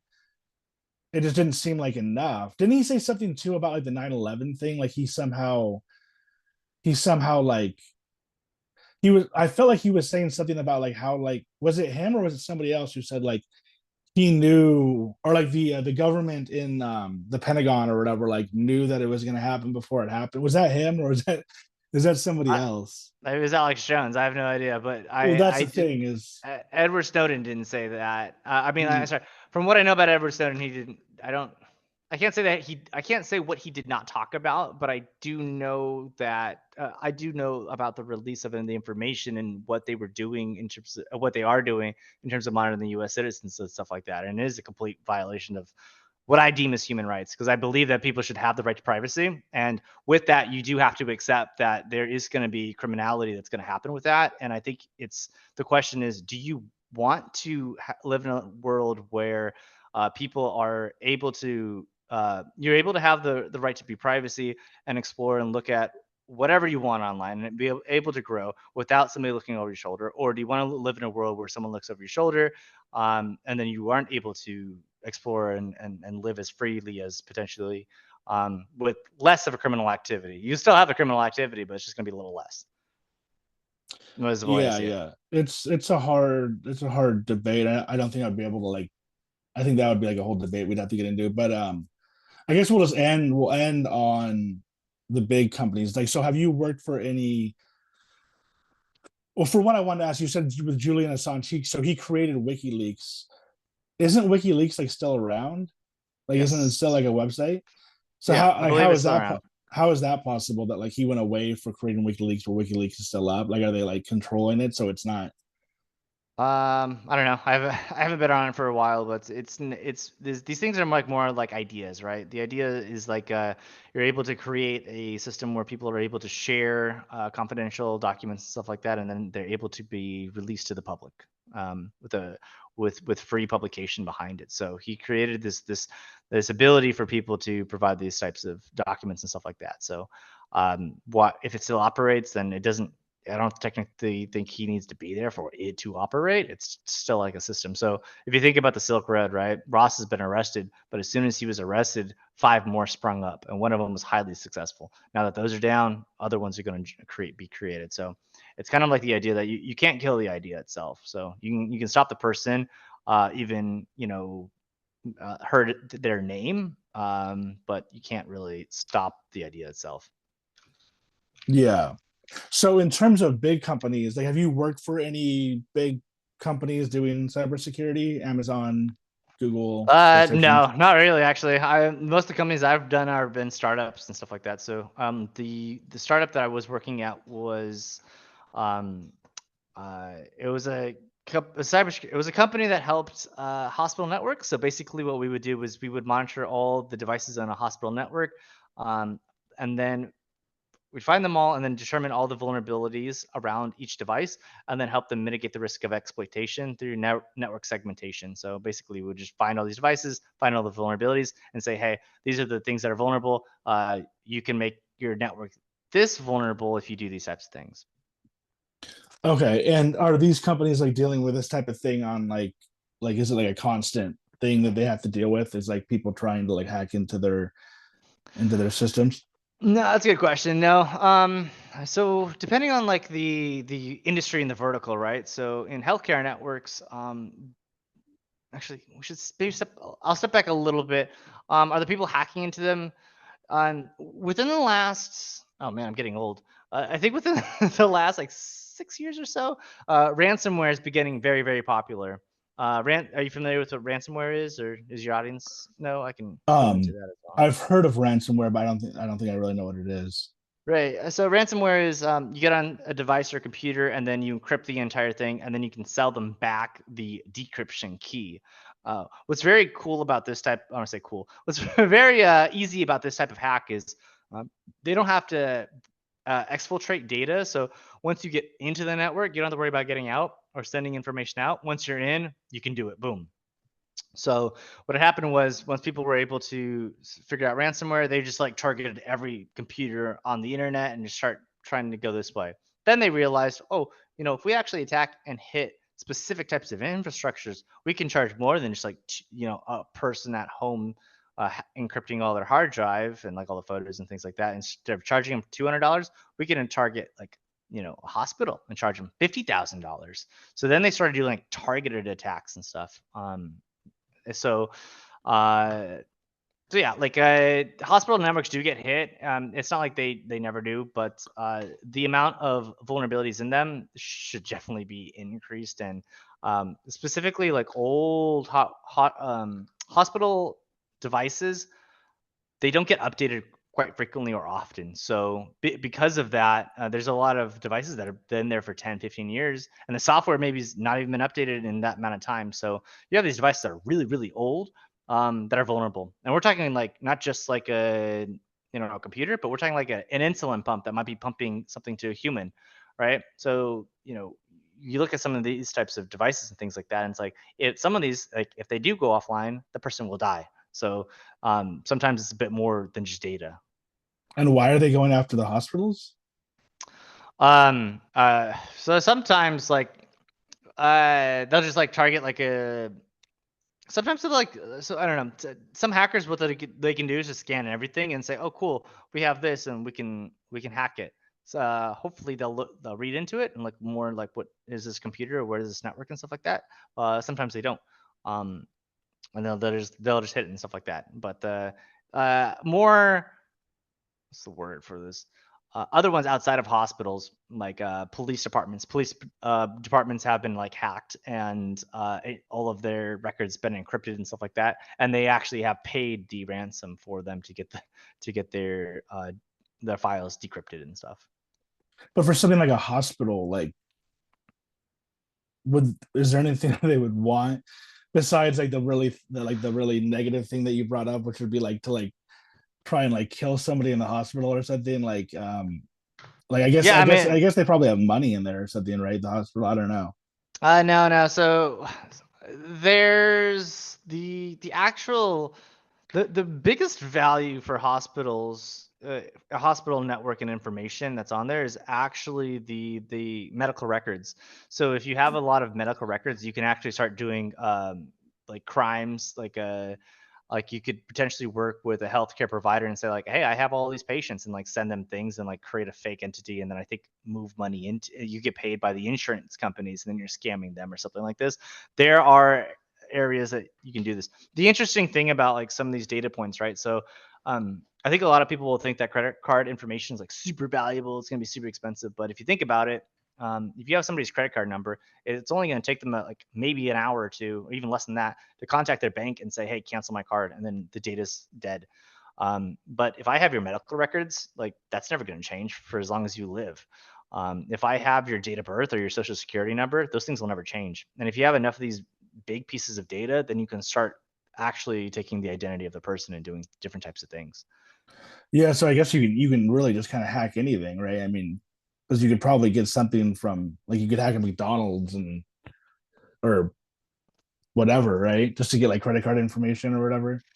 The credit card information stuff has been, they're getting a lot better at making it more difficult for people to collect and stuff like this. And um, but yeah, all the data is out there, so it's just up to people to like protect yourselves. Really, you can't really rely on other companies to protect your data. If you give your data to a company, assume that it's just going to be out and be everywhere. So just be cautious about how many places you give it out to, or if you give it out, make sure it doesn't link back to you to a point where it would like potentially hurt your personal information and stuff. Yeah, so what about like big companies like Amazon, Google, and all those? Like, are those companies constantly kind of dealing with people trying to? Oh yeah. um Yeah, so they probably have like a whole team that have to be smarter than the like the rogue hackers, right? right, I mean, you got to think about exactly like what's the threat model and like who's going to come after Google and stuff like that, right? Or who cares to go after Google, in what type of fashion, right? So it's not like, oh, I want like Google's money, I'm gonna like get money out of them. But it could be something as easy as like um different types of things. So we were talking about different types of syndicates, right? So if I can create a lot of like Gmails, great, now I can send emails and do spam that way, and I can have a whole business around doing that. If I make a bunch of and I think if I have a lot of Google accounts, what else can I do? Oh yeah, I can actually utilize this to create a bunch of YouTube accounts. Great. Now I can like get a bunch of YouTube views and like make it look like I'm a person on YouTube, and then sell an entire farm of traffic and things like this. So like there's other things that you can do. If you're talking about like hacking somebody's email, there's those things as well. But I don't know. There's Google, and the teams at Google do a terrific job at like doing their best to secure different types of things. If you're talking about the some of the best researchers in the world. Project Zero is Google's vulnerability research team, and they are in the cybersecurity world. They're considered the best of the best when you're talking about vulnerability researchers in a private company. They're the best. Really smart guys. Oh, you still there? Am I still there?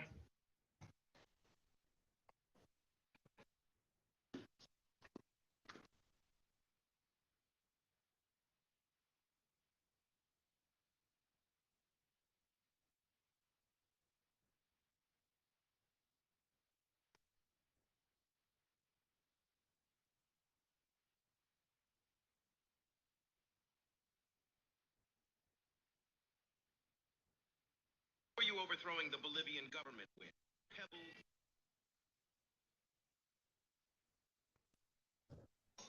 Oh, there you are. Sorry about that. I think it was my Wi-Fi. My Wi-Fi has been going out, so I like recently transferred to Verizon. So Okay.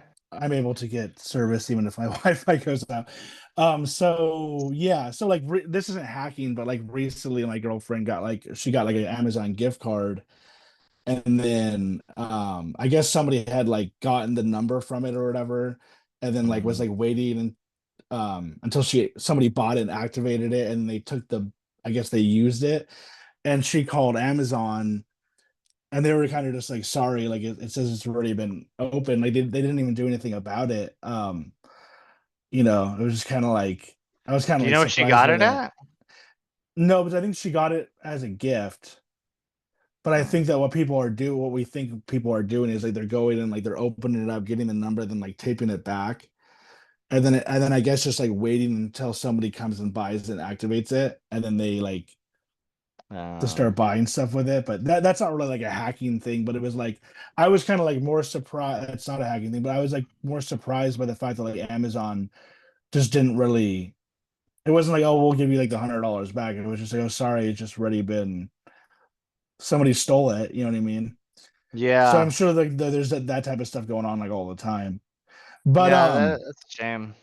yeah, then one other thing I wanted to ask you about was the anonymous group. You know, the hackers or whatever. Like, are they still around? You don't really hear about them much anymore. But Yeah, so um so I know like a lot of the original members of Anonymous was out of the group of lulsec and stuff like that. There's a few documentaries on it and a few books on it.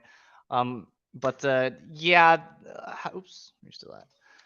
Yeah, are they still around as people and people that are in cybersecurity? Yeah, they are, but they're not like in like a group of anonymous and stuff like that. Like it was more of an idea that was created, and half of it was like for the lulls and just like fucking around, and the other half was like they wanted to go and do more political things and such. Um but yeah, so there were I don't know what's your question about them. well, I was just wondering if they were still around. But like, didn't they do some sort of like when they do like I might be getting this like mixed up, but like weren't they like they were doing like political stuff, like they were like setting up, weren't they like setting up like kind of like right wing people and left wing people to like go to like a certain spot or something and like fight or what Oh jeez, wasn't it? I don't Or know. not Well, even honestly, fight, but it wasn't like a necessarily like a negative thing. It was like I forgot exactly what it was that they did, but it was like they were somehow like fucking with like politics, which I remember not thinking that it was like a bad thing at the time. It wasn't like they were getting people to fight, but it was like yeah, I forgot what they did. But it was I was just mainly just wondering if they were still around and if they did like big hacks or anything.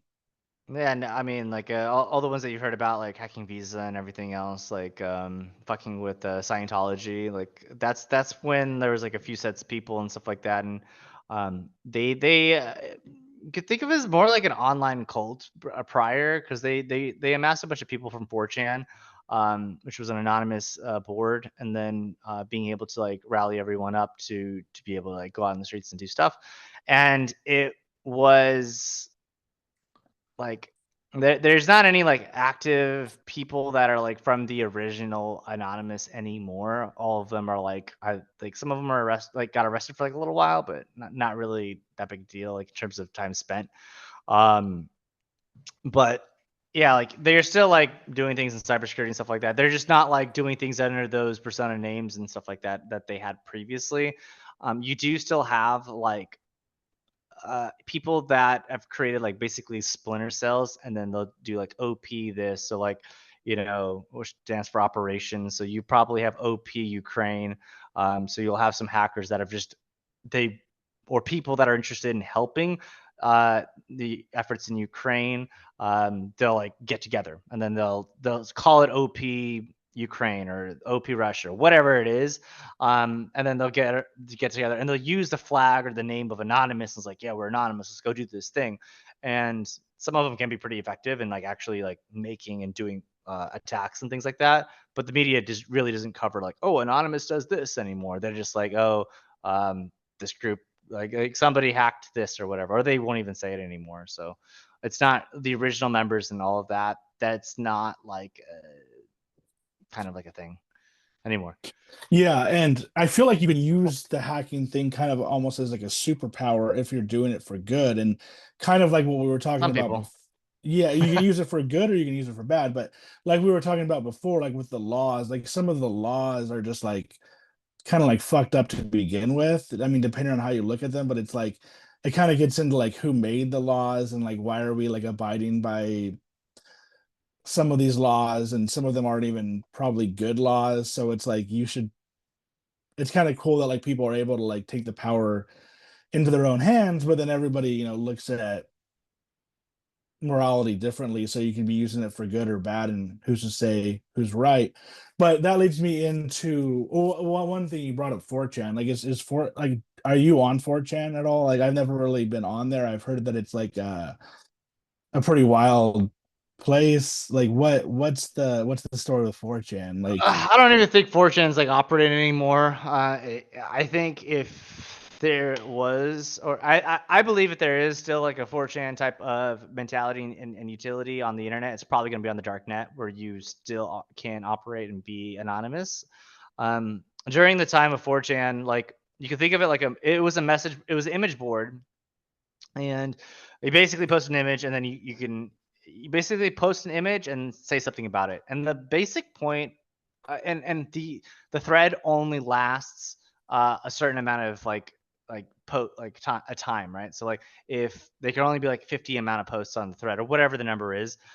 So and if somebody replies, then the post goes to the top. And the idea is to keep having go to the top, keep getting responses and stuff like that. So basically, people would just try to put like shock images on there. So people like, what the hell is this? And stuff like that. And just kind of freak people out would be the thing. So it's a place where like and everyone that's like posting on there, you're supposedly anonymous. Like for the website, they could determine who you are. The government can also look to see who you are, but the actual website, like the other users, nobody knew who each other were and stuff like that.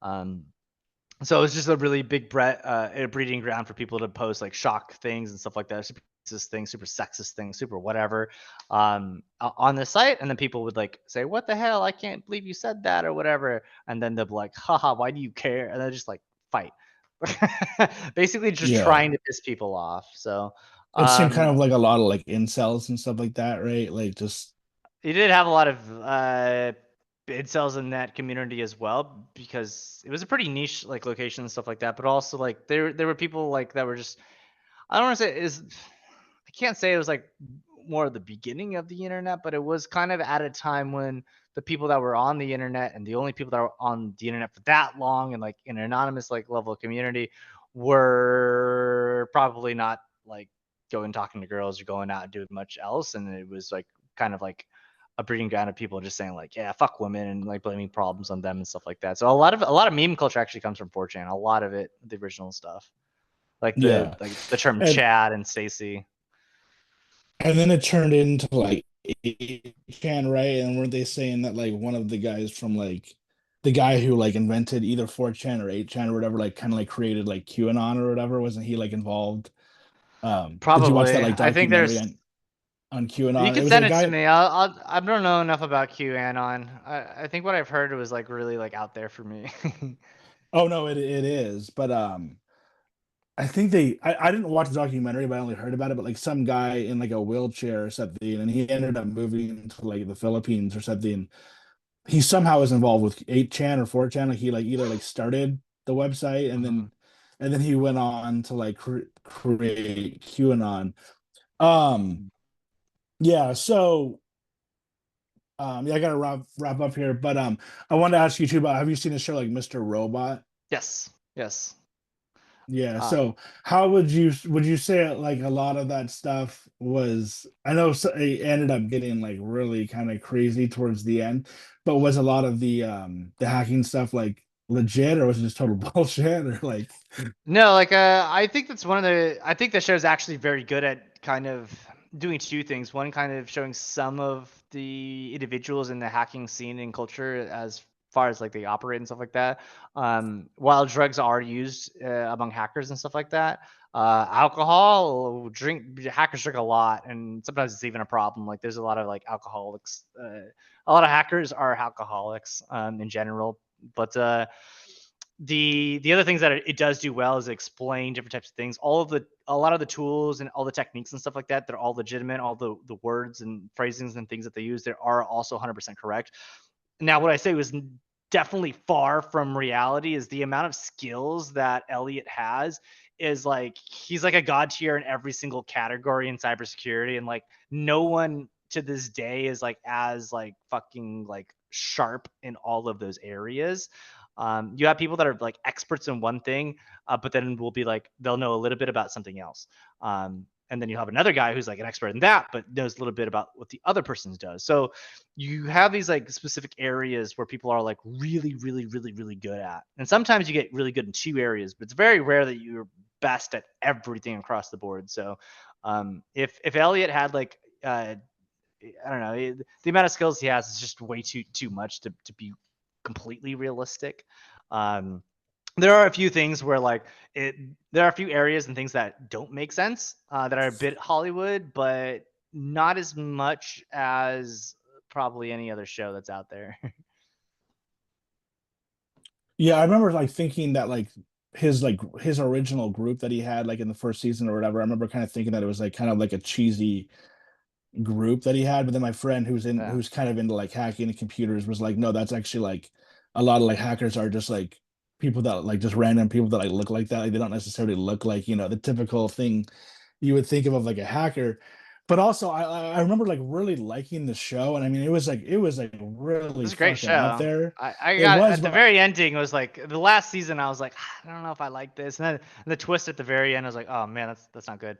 But it got so crazy. And then I think that it was like I didn't really even know what was happening, but I think a lot of it had to do with like the one dude like the white the white guy, right? Price, I well, think his name no was, right? no it was actually like an Asian guy, but they called him like the white Oh, rose white Mr. White, rose White Rose, yeah. white rose. Like he was like dealing with something in the Congo. Did that have to do with like the whole thing where like Apple gets like their stuff from like the Congo or whatever, like the Oh man, I completely forgot. Honestly, I think it's been a decade at this point since it's been a but like decade. Yeah, it's been a the while. thing in like real life where like somebody also went on Joe Rogan and basically said like we're using like child slavery in like the Congo to get this like certain like thing we need to make the iPhone. Like basically it's like a horrible situation and everybody who has an iPhone basically is complicit because we're just kind of exploiting people in the Congo. You know what I mean?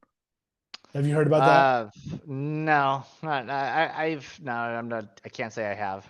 I mean, basically the point is that like we're just exploiting other countries, China too, to make these things that like we get that these perfect iPhones that we have for $1,000, somebody in China or Africa or whatever is like just grinding away at like sub minimum wage to like basically make the thing for us.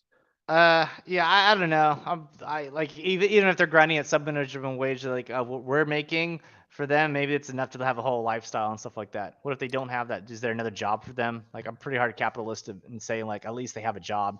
The Oh, alternative, I don't know, man. It's like child. It's like they're they using don't like have to work. children. Well, no, they're children. I mean, I think they're Well then, having like children. I mean, well, you've heard of the whole like why they gotta Fox. work? You've heard.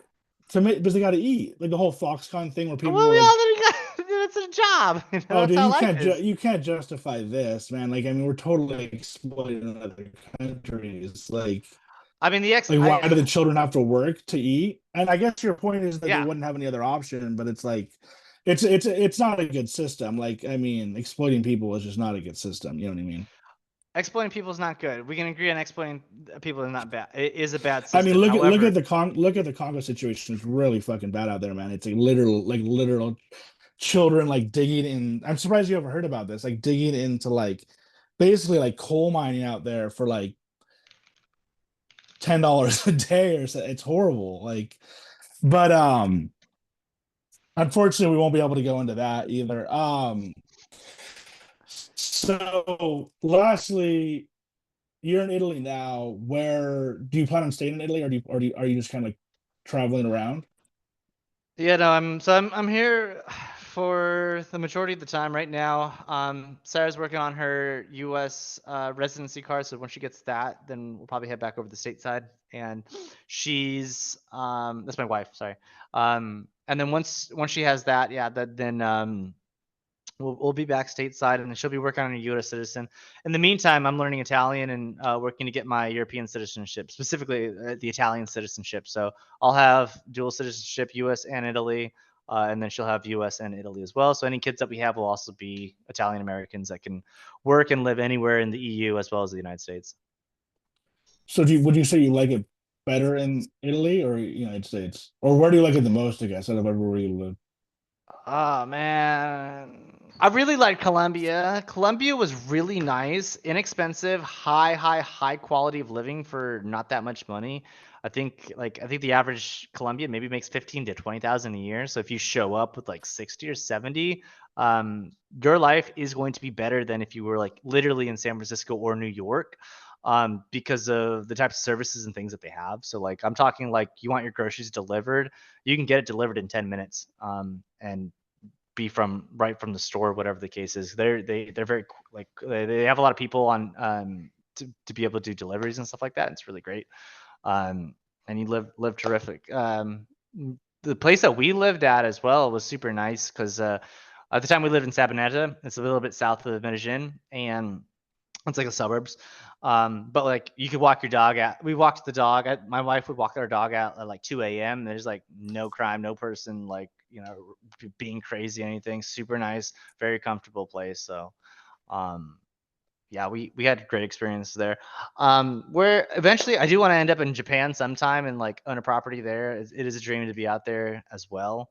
Um, and I like Austin, Texas. I think it'd be fun to spend some time there, but I don't know about there permanently. We've also talked about where we want to raise kids. I don't know if the United States is exactly where we want to raise kids. I think the education system in the United States is terrible, and either I would have to like build an education plan for my children, or use some type of homeschool system, or we live in Europe and they'll be able to get a more proper education without us having to pay private school institution. Additionally, college is significantly cheaper in Europe as well. So we might raise our kids in Europe. We haven't settled on it yet, but it's kind of looking that way. Where do you think you'll move if you come back here to the United States? Where would you move? Probably Austin, Texas, Austin. or the I don't know, or SFA or DC area. So there's the three areas. DC area for work, because a lot of our clients, the people I speak to, are government related. So it's great for business. But I do love Austin, Texas. Austin, Texas is one of my favorite places I've been in. I think in all of the United States. Where do you live exactly? Southern California, like an hour east of LA. Okay, About, it's past Glendale, way past Glendale. yeah. Do you know the Closer. area?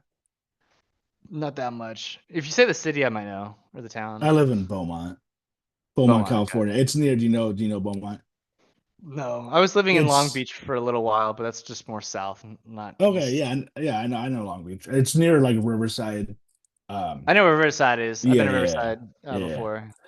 So, lastly, what are some like movies, TV shows, podcasts that you're interested in? It could be related to hacking or not. I just like to ask this question. And then also I think you said you had a podcast, and then also like if you want to like plug anything else, like your companies or whatever you're doing.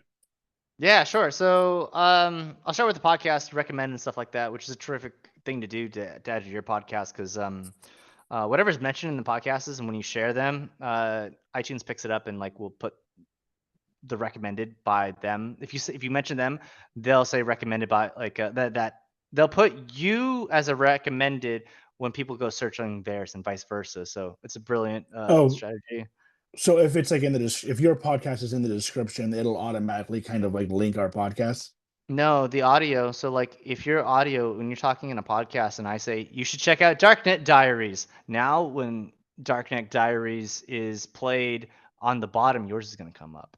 So it's really good to do a lot of shout outs to different podcasts when you were making your podcast. Oh, so just by saying it, is that only Apple Podcasts will do that, or I'm not sure if it's Apple or Spotify, yeah? but it's one of them. I think it might be Apple, but yeah. I think Um, one of the problems that all of these I mean, podcasts is just a total like shit show, but like all of them have YouTube's a shit show. Like when I put stuff on my channel for YouTube, they should have like channels or something, but otherwise it's like it's hard to find stuff because it's just kind of like everything's just kind of like everywhere. But if they had more systems to yeah. like what you're saying, where like I was thinking for YouTube if they just use channels. So like I just want to look at like surfing or something. I can go to like a surfing channel and it would only be surfing. But it's just everything is all in the same place, and this is for like everything. It's hard to like find stuff, you know. But anyways, Darknet Diaries that's your podcast, right? No, God, no. I'm Oh, not Jack oh, Crusader. oh. Oh, Let's pause okay. that. I recommend I listening to Darknet Diaries for hacking stuff. If you want to hear some hackers stories and stuff like that, and like actually the people that are like call in anonymous, kind of anonymously, or they'll talk about things. He goes into like some of these really interesting stories. I've listened to a lot of his content over the few years, and every hacker in the community really likes listening to it as well. And yeah, he's very much ingrained to the community. My podcast, Hackers to Founders, is about interviewing hackers that have reached the pinnacle of their expertise and now have created a company. So whatever that is, and usually in cybersecurity and stuff like that, as well as investors that invest in cybersecurity. So we're talking people that the main focus of my podcast is to talk to hackers because when you do cybersecurity and you're into it, like sometimes you feel like if I'm not hacking, then I'm not a hacker, or you kind of feel like anything else that you do brings you away from the identity of being a hacker, and like you try to always like focus on being a hacker and keep growing. And what happens if I play video games because I used to like video games? It's like, oh, then you're less of a hacker, you're just not a good hacker. Like there's always that feeling in the back of your head, and that critique.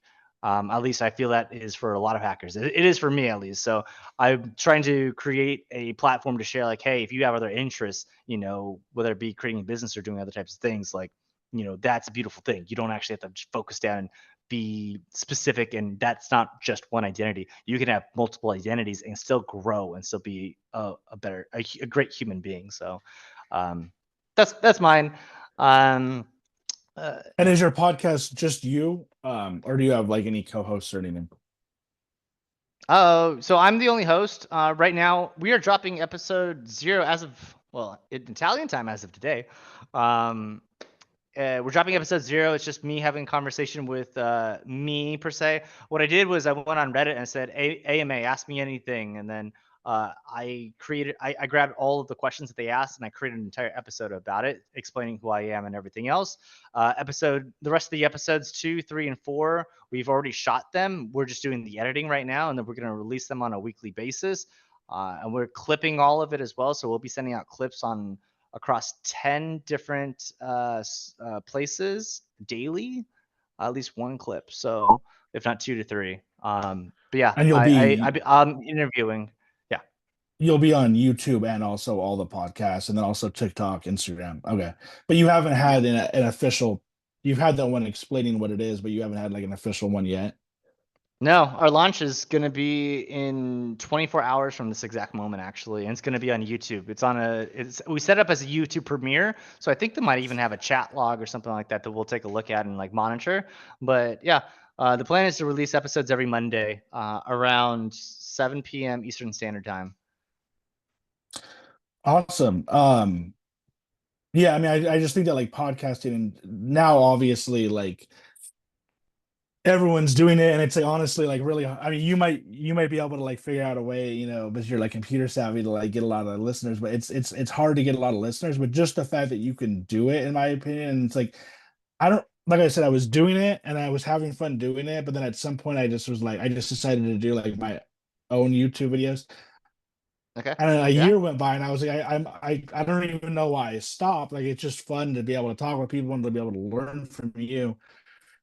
So it's just a really great way for you to get all your information out there. And if you do it right, honestly, like if you're tech savvy and you're able to do it right, there's no reason why it couldn't get big, especially if it's good and interesting and well done.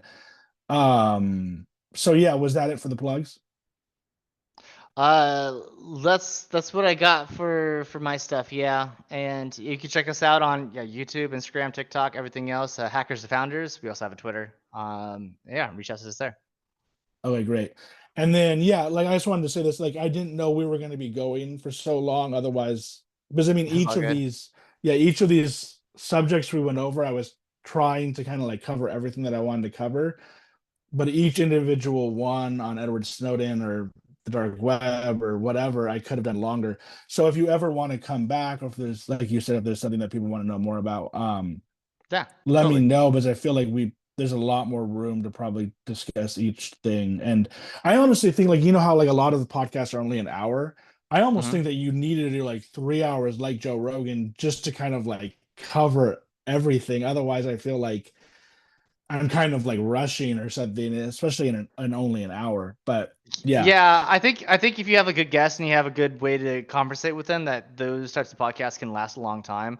I think Joe Rogan, my opinion about Joe Rogan and his podcast is like because he was like one of the first people to ever like jump into the podcast. He's got a lot more he's more relaxed in the content that he's able to create. But I feel like now as a podcast host, I'm just saying this, I have no idea because we haven't pushed anything out, but we will in 24 hours, and then we'll take a look at the results. But you have to be very focused in terms of like exactly what type of content you're producing, and then whatever it is in areas that you're getting into, bring other people in if they're experts in that, and then like have those people like share and contact and connect you with more people and stuff like that. So you utilize like guests as a access of networking to be able to expand in different types of areas is what I think is the strongest tool. So some companies they'll utilize podcasts for those types of things as well and stuff like that, or just to establish themselves as an expert in certain areas. So yeah.